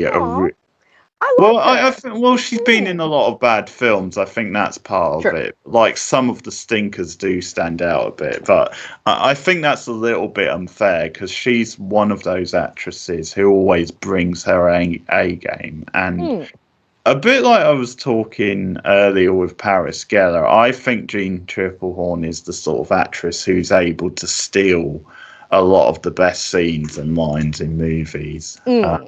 Because I think of something like her character in Sliding Doors with that, where she's often one of the funniest things about Sliding Doors. Like, I mean, if you've seen the film, you probably know the scene. I haven't for ages, so I might not remember, but I have seen Sliding Doors. Yeah, because she plays the one who like the guy's having the affair with, Yes. like, American. Yeah. And she's so funny in the scenes where she's like ripping into him and doing these grand speeches, like Basic Instinct. Like, even though you might, Yes, Basic Instinct. well, yeah, great film. You should watch it regularly, Rachel. Great, a lot of fun, Basic Instinct. But anyway, the point I was going to make is, even in that film, she's very entertaining, where she kind of gets the measure of the character, because it's very easy to see it as, okay, she gets overshadowed by Sharon Stone and Michael Douglas and that kind of thing. But I think it gets to a certain point in the movie, and I won't go into spoilers, but it gets to a certain point where she understands that she is sort of in this very hammy pastiche of like a B movie exploitation, and she really plays into that in a certain scene. So I think she's capable, regardless of what you think about the role and what she's in, she's capable of really lifting that sort of thing and stealing a lot of things. But no, so this is great when you see her cast in a HBO show that runs for 5 seasons, and you got a good amount of episode, and you get to see a full arc for the character, full character development. And I think this is what we partly love about the modern serialized TV and these high quality shows, where, you know, these actresses who maybe don't always get the best roles in films, and maybe, unless they're in the leads of films, don't always get the opportunity to shine as much as they can. And I think that's what's impressive about her, is that she does steal, as I say, scenes like that. But because she actually gets one of the leads in this show, and because the character gets a full arc over 5 seasons, and it is such a consistent show, and her character is such a big part of the drama of the show, and the way, not only the relationship with Bill, like the Bill Paxton character, and how complex that is, but also just the way, because she is the more experienced woman, the way she takes the other 2 younger women under her wing. And she's very much like, and I think this goes to like the themes of the show a little bit, because like family, one way or the other, no matter what you think about the characters at times, and the Bill Paxton character, family is a big theme of the show, and they do play into that, and that almost runs down to even like the supporting characters. But like, so yeah, her interactions with the Bill Paxton characters, and the way she takes the 2 younger women under her wing, and you get like a whole generation like spinning off from this family. But like, yeah, there's a lot of meaty stuff that she gets to do on that show. It's a really good dramatic role, where she gets to show that she can do a lot of great dramatic action, and still have surprising moments, still moments where the character will do something a little bit outside of her comfort zone and norm. And that's something which, you know, a really good HBO show can do as well. But it's a great showcase for Jeanne Tripplehorn as an actress, and is definitely up there for one of the best characters on that show. I think her performance just nails it, and it's great to see her arc over 5 seasons. So I think Big Love, if anything, didn't get enough love, I'll say again, because I might as well keep the gag going. It definitely had fans, and, you know, it did get some critical praise. But when you see how some shows are praised and things like that, I don't think it's got enough. I think it is an underrated show, and that sort of fits because, as I said, Jeanne Tripplehorn is an underrated actress, and I think that character is definitely underrated too. So Barbara Henriksen from Big Love. Very nice. Well, it definitely sounds like an interesting show. And yeah, looking at the cast, that's a really good cast. So I might have to see if it's on a streaming service here and check it out next time I'm looking for something to watch. Because yeah, I mean, I love Bill Paxton, because how do you not love Bill Paxton? Legend, He's Bill Paxton. It's absolute friggin' legend. Rest in peace. Yeah. Jennifer Goodwin, I love. Amanda Seyfried, I love. I do love Jean Tribblon. I thought that her one season or 2 seasons on Criminal Minds were really good. I thought she was really good when she was in there. Yeah, so I might have to check that one out. So I like that. It's a little bit outside of the box, that choice. My number 40 is Catherine Pierce, or Katerina Petrova, from The Vampire Diaries. Okay. So, I would never recommend The Vampire Diaries to anyone unless you are a massive Twilight fan, because it's pretty much got similar vibes, but vampires always gets me, so of course I had to watch this show eventually. Catherine Pierce is one of my favorite vampires ever. So the main character of the show, Elena Gilbert, is what is within the show. She is a doppelganger, and her doppelganger is Catherine Pierce, aka Katerina Petrova, who was around in the 1500s and turned herself into a vampire to avoid being used in some spell or something. So she's been around for 500 years, and she has a very interesting history with the 2 main vampires in the show, with the Salvatore brothers, because she is actually the one that turned them back in the 1800s and had a whole little messed up love triangle where she basically wanted both boys and was using her mind compulsion to make them her slaves and stuff. It's a very interesting dynamic, because you usually see this sort of dynamic with male vampires to females. So it's interesting to see a female predator. But what I love about Catherine Pierce is, first of all, she is a bad bitch. All right. Like, you do not want to mess with her. She's the villain for season 1, but she's one of those villains that you only really hear about. So there's a great build up to when she finally arrives. She always has a million plans. So basically season 2 is them constantly trying to get around her schemes, only for her to find that she has a plan B and a plan C and a plan D, E, F, G. So anytime they try to outsmart her, it just doesn't work. She's played by Nina Dobrev, who obviously plays the protagonist, Elena, and Nina is so good. There is no crossover between the characters, and the way she plays Catherine is fantastic. She has this really kind of like, don't care air about her, and she's very manipulative and she's very charismatic, and you just know that she's always got like a million things going. She's also incredibly self-serving. She has this one mantra: whenever she puts someone in danger, she always says to them, "Better you die than I." And it's like, oh, you are a cold bitch. And she like will literally screw over anyone who stands in her way, including people she supposedly loves. She's just really, really cold, really calculating, and they really utilize her character very well, because obviously with Nina being the main playing the main character, they could bring Catherine in whenever they wanted, because Nina's always there, but they don't. They use her very sparingly, and because they use her sparingly, her impact is that much greater. And she just has this presence that hangs over like the whole series, and she's just always getting underfoot. Now, her ending is a little bit wishy-washy, and unfortunately this is a problem of the show getting away from itself. By the time we get to when she makes her exit from the show, we're several seasons in, the storylines are becoming convoluted, the lore's becoming convoluted, and it's kind of like the point where like no one really knows what they're doing. But because she's the main antagonist for the first 2 seasons, and the first 2 seasons are the best 2 seasons of the show, not that that's saying much, but they are, she's just a really, really fun presence. And she definitely elevates the show a lot. She was my original favorite character on the show before I fell in love with a few other characters, because she is just so badass. And I always love a badass vampire female character, Darla, Drusilla, and there are a few of the ones in True Blood, they're always fun. Do love my male vampires, but there's something so much more fun about a female vampire, because they just have so much more fun with it. So Catherine Pierce, definitely one of the best female vampires out there, and she just makes the show just that much better and that much more fun. So that is my number 40, Katerina Petrova, aka Catherine Pierce, from The Vampire Diaries.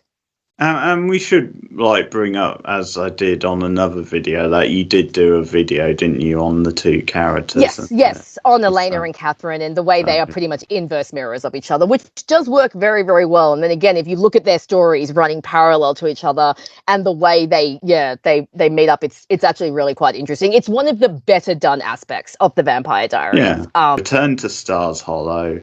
And so this time it is my favourite character, just beating Paris by a little margin. But it's the other best friend of Rory on the show. It's Lane Kim. Nice. Glorious. Excellent. Lane Kim. Wonderful.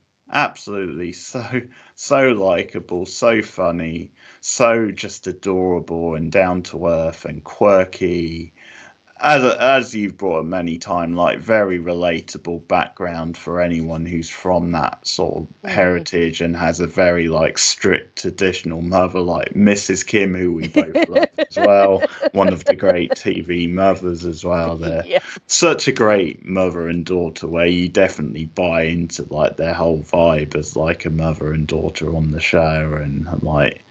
Yeah, no, Lane Kim is just so wonderful, so likable from the start, and really complements Rory and the other characters so well, where she brings her own vibe to the show. And up to a point, unfortunately, like in later seasons, they do mistreat the character and screw it up a little bit by the end. So that is sad, but in the overall, she does get a good arc from where she starts off on the show, where at times she gets some really good scenes with Rory, but at times early on she's a bit in and out of the show, like she's not in, because we were saying recently in season 2 we were surprised that she's not in that many episodes early on in that season, but then she does come into it more and more.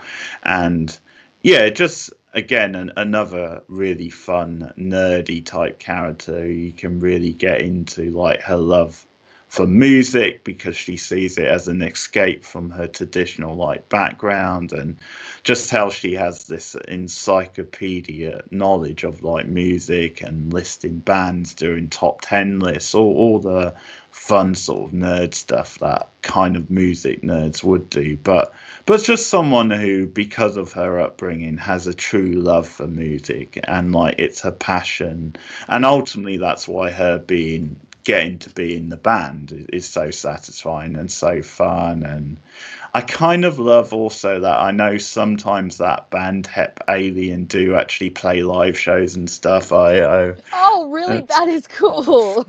Well, I think so. Certainly when they brought Gilmore's Girls back, they definitely made a live appearance, because I've seen a clip of them sort of playing. So I do actually love that. So she must be a little bit musical in real life as well. But I guess that sort of makes them a little bit like the Spinal Tap of Gilmore Girls in a way. Oh no, but she's the drummer. Drummers in Spinal Tap don't last long. No, that never goes well. No. But no, she's very likable. She's a great friend to Rory. A bit like Paris, but in a different way. We sort of love her sort of cute eccentricities, like her many relationships and interactions. You know, like the early like stuff with Henry is very endearing. Like the way they have to keep that long distance and have to work out some of the trappings of Mrs. Kim, especially the relationship with Zach. Although it was hard to like Zach at first, but I think he does become more likable later on. He does. And he actually does treat her quite well. If you actually, when you watch the relationship, and they make him a little bit less dumb, and you know, they do improve him a bit. He gets better, yeah, he does. And I got more into their relationship as it went on. Whereas at first, I was like, this guy isn't good for you. Like, But, you know, I got more into their relationship later on. But no. Yeah, no, there's a lot of great fun characters on Gilmore Girls. But Lane Kim is, I think, my favourite character. Lane Kim is my number 40. Fantastic pick. I obviously love that pick because Lane is a great character. I won't give away whether or not she'll pop up on my list, but I absolutely love that pick. However, we're going from one Asian character to another Asian character. My number 39 is from a show that we both absolutely freaking adore with all our hearts, which has some of the best characters ever in existence. So my number 39 is Jin Soo Kwon from Lost. Excellent. So I love Jin. Jin is such a great character. First of all, Daniel Day Kim is so good in the role. Wonderful. He is just fantastic. Fantastic actor. I'm actually quite looking forward to seeing him in the new live action Avatar because he's got quite a big role in that. So that'll be interesting.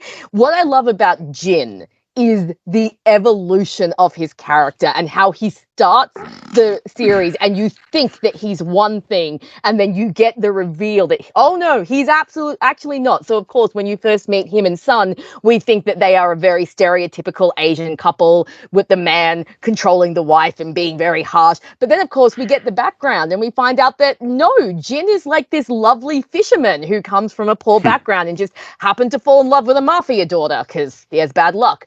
But I think that Jin has, like, I mean, all the characters on Lost, obviously, so many have like great growth, great arcs. But I think Jin's arc in particular is so endearing because he has that added otherness of he doesn't speak English in the beginning, you know, so he really is completely lost among everyone. You know, everyone else can kind of create this sense of community, but he's very much cut off from that because he can't communicate. And then that gets even worse when he discovers that his wife can speak English. And so that's another added, you know, thing. And so I really love, first of all, watching him slowly learn English is really cute, especially everyone else's reactions to it. Like, I love when Sawyer pops up in season 3 and Jin's all like, good to see you. And Sawyer's just like, look who's hooked on phonics. Yeah, you know. I think that his relationship with Sawyer is one of my favorite friendships on the series. Again, it's one of those, because Lost is one of those shows that gives you dynamics that you just think, this wouldn't work. And then it just does. And Sawyer and Jin are one of those dynamics. So I love watching him, you know, gain his independence, gain, you know, the knowledge, the ability to communicate with others. I think, you know, his involvement in the raft at the end of season 1 is really fantastic. And, you know, the dynamic that he develops with Michael because of that. And then, of course, you know, he and Sun, they have their relationship issues that they need to sort out while they're on the island. And I love seeing that and seeing the flashbacks. Obviously, the flashbacks here showing what it was like for him to have getting to marry Sun and dealing with Sun's father and all of that. And then, of course, I loved season 5 when he's stuck with Sawyer and Juliet and the others in Dharmaland, and you really see him grow. I do love that stuff. Yeah, and he really comes into his own, and he really, you know, and again, when they meet up with him and Hurley's just like, dude, you're English, it's awesome. And, you know, they're really good. And of course, because it's Lost, the ending is, you know, well, I don't want to give too much away, but we won't say too much. But, you know, I mean, I love in The Flash Sideways when we see him and Sun there and they're still together. And one of my favorite moments is after he's woken up in The Flash Sideways, but Sawyer hasn't, and he sees Sawyer, and you can just see like this look on his face. Like, yeah, so Jin, like, just such a surprising character, because I remember when I first watched Lost, I didn't like him because I watched Lost as it aired. So I was watching week to week and I was like, who is this asshole? Sun, get away from him. But then the rest of the series comes and it's just like, no, he's Jin. He's beautiful. He loves his wife and he loves his friends and he's so hardworking and he's just adorable. And, you know, the van scene with him, Hurley, Charlie and Sawyer is one of the best scenes ever. Hurley gets the van started. And he's just, and he's just like, Hurley! And they're all so happy and just, so Lost, obviously, like we've talked about before, just a treasure trove for characters and characterization and just, you know, these characters that just feel so real to life and just have all this richness to them. And I think Jin is honestly one of the best examples of that. And like I said, Daniel Day Kim is so good in the role. I mean, the only thing I'd seen him in before that was Angel, where he plays Gavin, and Gavin is just, you know, like not even really a character. So it was really great to see him, you know, really stretch his acting chops on this one. So that's my number 39, just the precious, wonderful, amazing Jin Soo Kwon from Lost. I mean, that's a great pick. You're definitely right, because I was with you early, like in season 1 and stuff. I thought, this guy's a bit of a villain, bit of an arsehole, and you could never imagine he's going to go on and have a great arc, and he's actually going to make us really like him and root for that relationship, because it's a great relationship and so tender at times, and both characters, I mean, probably him a bit more than her, partly because of where he starts, but even she has a lot of great development as well. But, you know, it's a great relationship and dynamic, and it's a testament to his character, the performance and the writing, that we actually do grow to love him as much as we do Sawyer, and how unexpected, because that is one of the big things about, like, the dynamics of Lost, and the gimmick of the show is that you've got these characters from all different parts of the world who are thrown together and have to coexist, and they're characters who would never come across each other in the real world, because like Sawyer's from like some southern probably Texas or somewhere like that. Most likely. Number 39 is a character from The West Wing, so my first pick from that show, and that is Donna Moss from The West Wing, or Donatella Moss, as she is sometimes known, because I think that's meant to be her full name, but she just shortened it to Donna Moss for obvious reasons. But so she's part of the main cast, although she gets a bigger role after season 1, because in season 1 she's there and she's in a lot of like scenes and episodes, but she is more of a supporting character in season 1 because there's another character called Mandy who's in that season, and in a way when she gets written out, well, she doesn't get written out really, to be honest, but when they replace her, it's sort of the Donna character who takes over and gets a bigger role. And she's the character people will know because she is the assistant for a lot of the show to the Bradley. Is she the blonde one? Yeah, so she's... Yes, I know who you're talking about. Yeah, the assistant to the Bradley Whitford character, Josh Lyman. And so one of the things people will know from her, from the show, and about him, Josh, is that they have one of the classic screwball will they, won't they type relationships. And... like, it's so in tune with The West Wing that one of the best written shows ever, with some of the best character writing ever, gives us one of the best will they, won't they ever. And I might go out on a limb. I might say it might be the best ever. Certainly on TV. Like, I'm even maybe going to put it ahead of Sam and Diane, because like if you see their relationship and how it blossoms, and like, it literally keeps you guessing. I think it's written in such a great natural way where at the start of the show, she's his assistant and she's almost has respect for him. Yeah. You believe in these characters, you root for them, and you believe they're in politics for the right reasons. And that sort of sums up Donna and her ambitions as a character early on. And she definitely has a lot of great growth as well. Like, you do slowly see her develop up the food train and do different things later on. But it's like, that's one of the big dilemmas with her and Josh, because she has a lot of loyalty to Josh, and at times that holds her back a bit because she is loyal, and other opportunities will come up where she'll have a chance to progress her career, but because she's so loyal to him and he gave her like her chance and everything, she sometimes doesn't want to.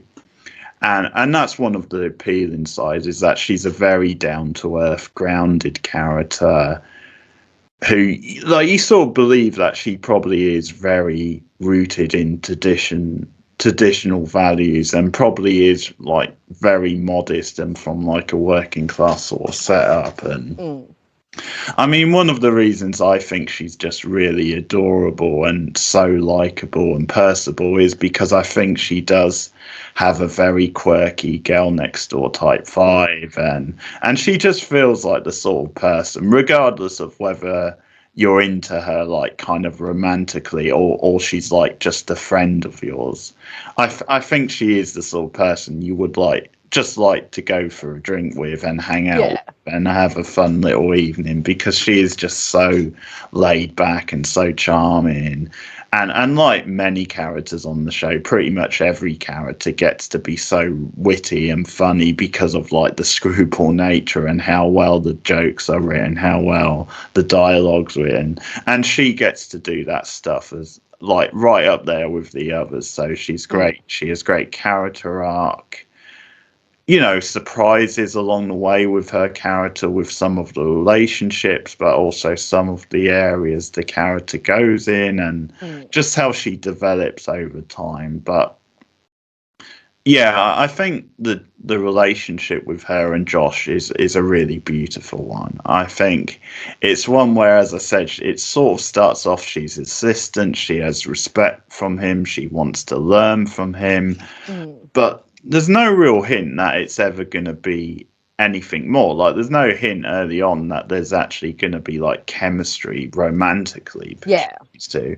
And then it sort of grows into a friendship as they get to know each other more. But even then, you're not really sure because he gets paired off with different people and she has certain relationships as well. So I think for a while you think this might just be their sort of dynamic throughout. You Yeah. think, yeah, are they really ever going to get together? And that's definitely something they play with in the show, where there's various characters who are saying, yeah, you know, Donna, do you have a thing for Josh? Or they'll be like starting to notice little signs, and she might have like an attraction to him, but it's so well played because of that, because they keep you guessing and it feels so organic.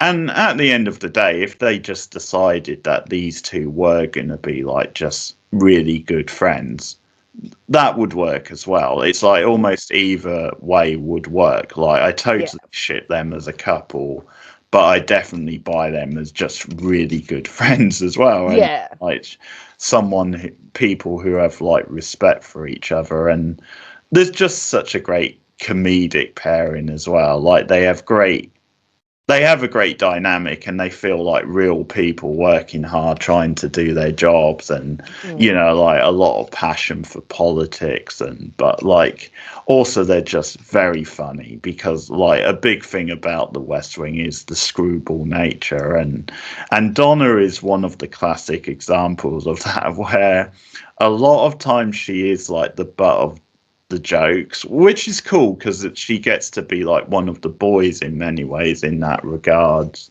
But she also gets to be really smart and ambitious, and really, you know, she can prank other people as well, and kind of, you know, get her own back at times, and just has a really good humor to her as well. So I really like that about the character, just how down to earth she is, and really, as I said, very likable as that girl next door type. So Donna Moss, always very enjoyable. I sort of miss her if she's not in an episode or she's not around as much. It feels like it's maybe a little bit of a lesser episode if she's not so much involved, or maybe not in the episode. So Donna Moss is my number 39.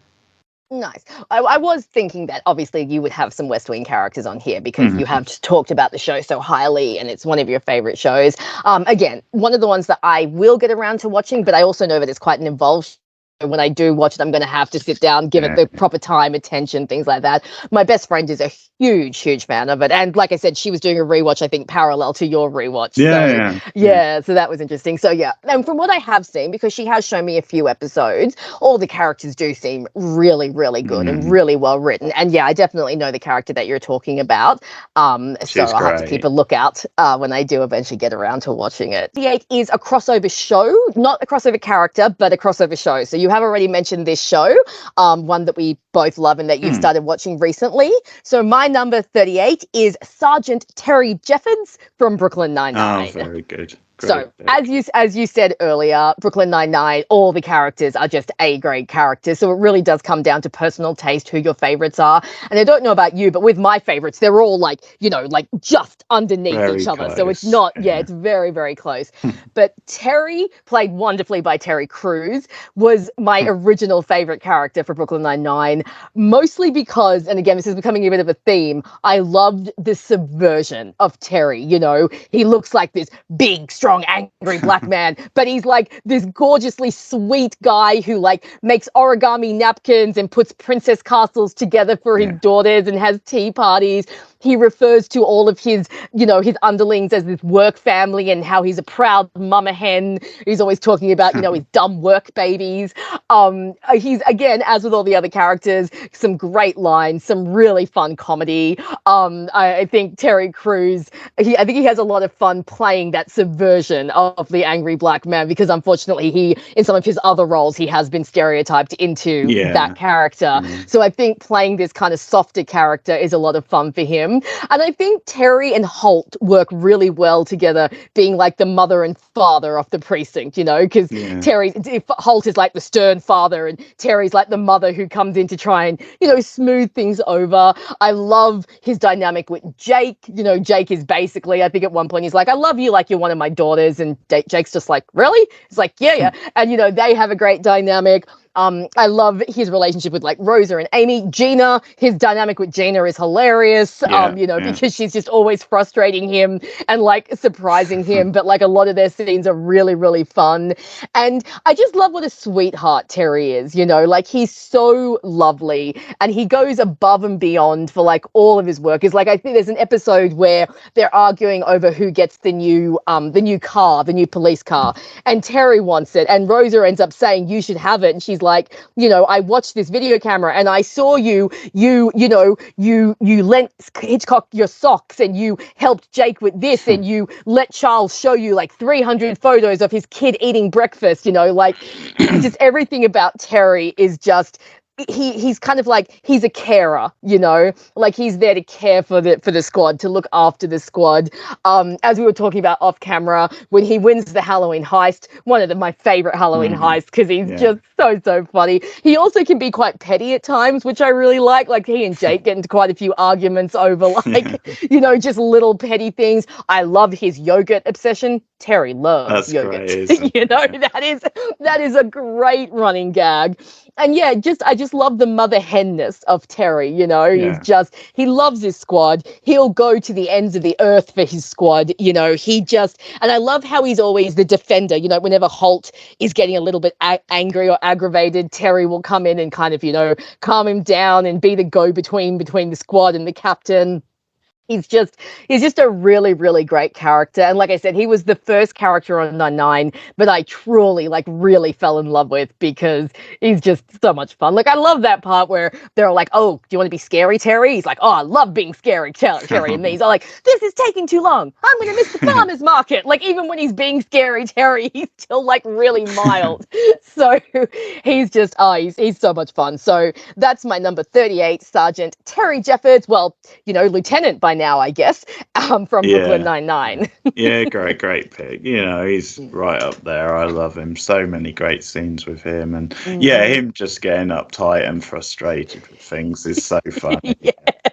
Obviously, one of the great things is him calling the twins Cagney and Lacey. That was fantastic. Wasn't that so good? So perfect. And I love the fact that he's a great family man to go along with how eccentric and crazy he can be. But I also like the episode where Amy gets his sex book that he's ordered, and he gets really uptight. He's going out of his way to say it's not his. He keeps trying to pass it off to other characters and stuff. That's really funny, that episode with that stuff. Yes, absolutely. So good. So great stuff, Yeah, he was definitely up there for me as well. 38 is David Addison, the character from Moonlighting, one of the two. Oh, Bruce Willis. Brucey, back in the day. Very early Bruce Willis. And it's worth saying that Moonlighting went from 85 to 89. So when he was cast originally, it's before he was even in Die Hard. Wow.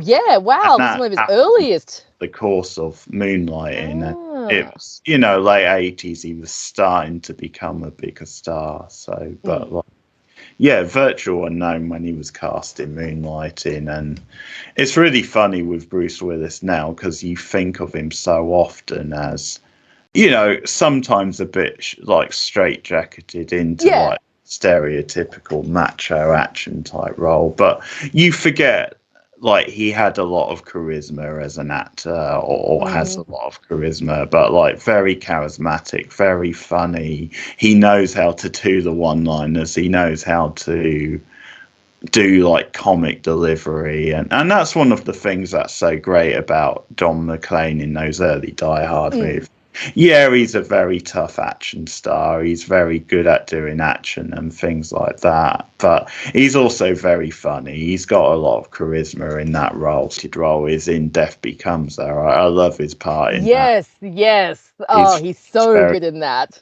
Yeah, but again, that's a different sort of role, but a bit more comedic again. But yeah, so sometimes it's hard to forget because after a while he did sort of get cast in very similar sort of roles and films. But yeah, his early appearance on Moonlighting is sort of a revelation because it really shows just how funny, charismatic this guy can be, and how he, again, you're sort of dipping into like the screwball sort of subgenre with this show, because that's the whole thing with him and the Sybil Shepherd character, Maddie Hayes, who's a really good character. Like, definitely she deserves getting mentioned alongside his character. And it's funny, I don't know if you knew, but they didn't get on in real life. And I did know that. Yeah, I did. Yeah.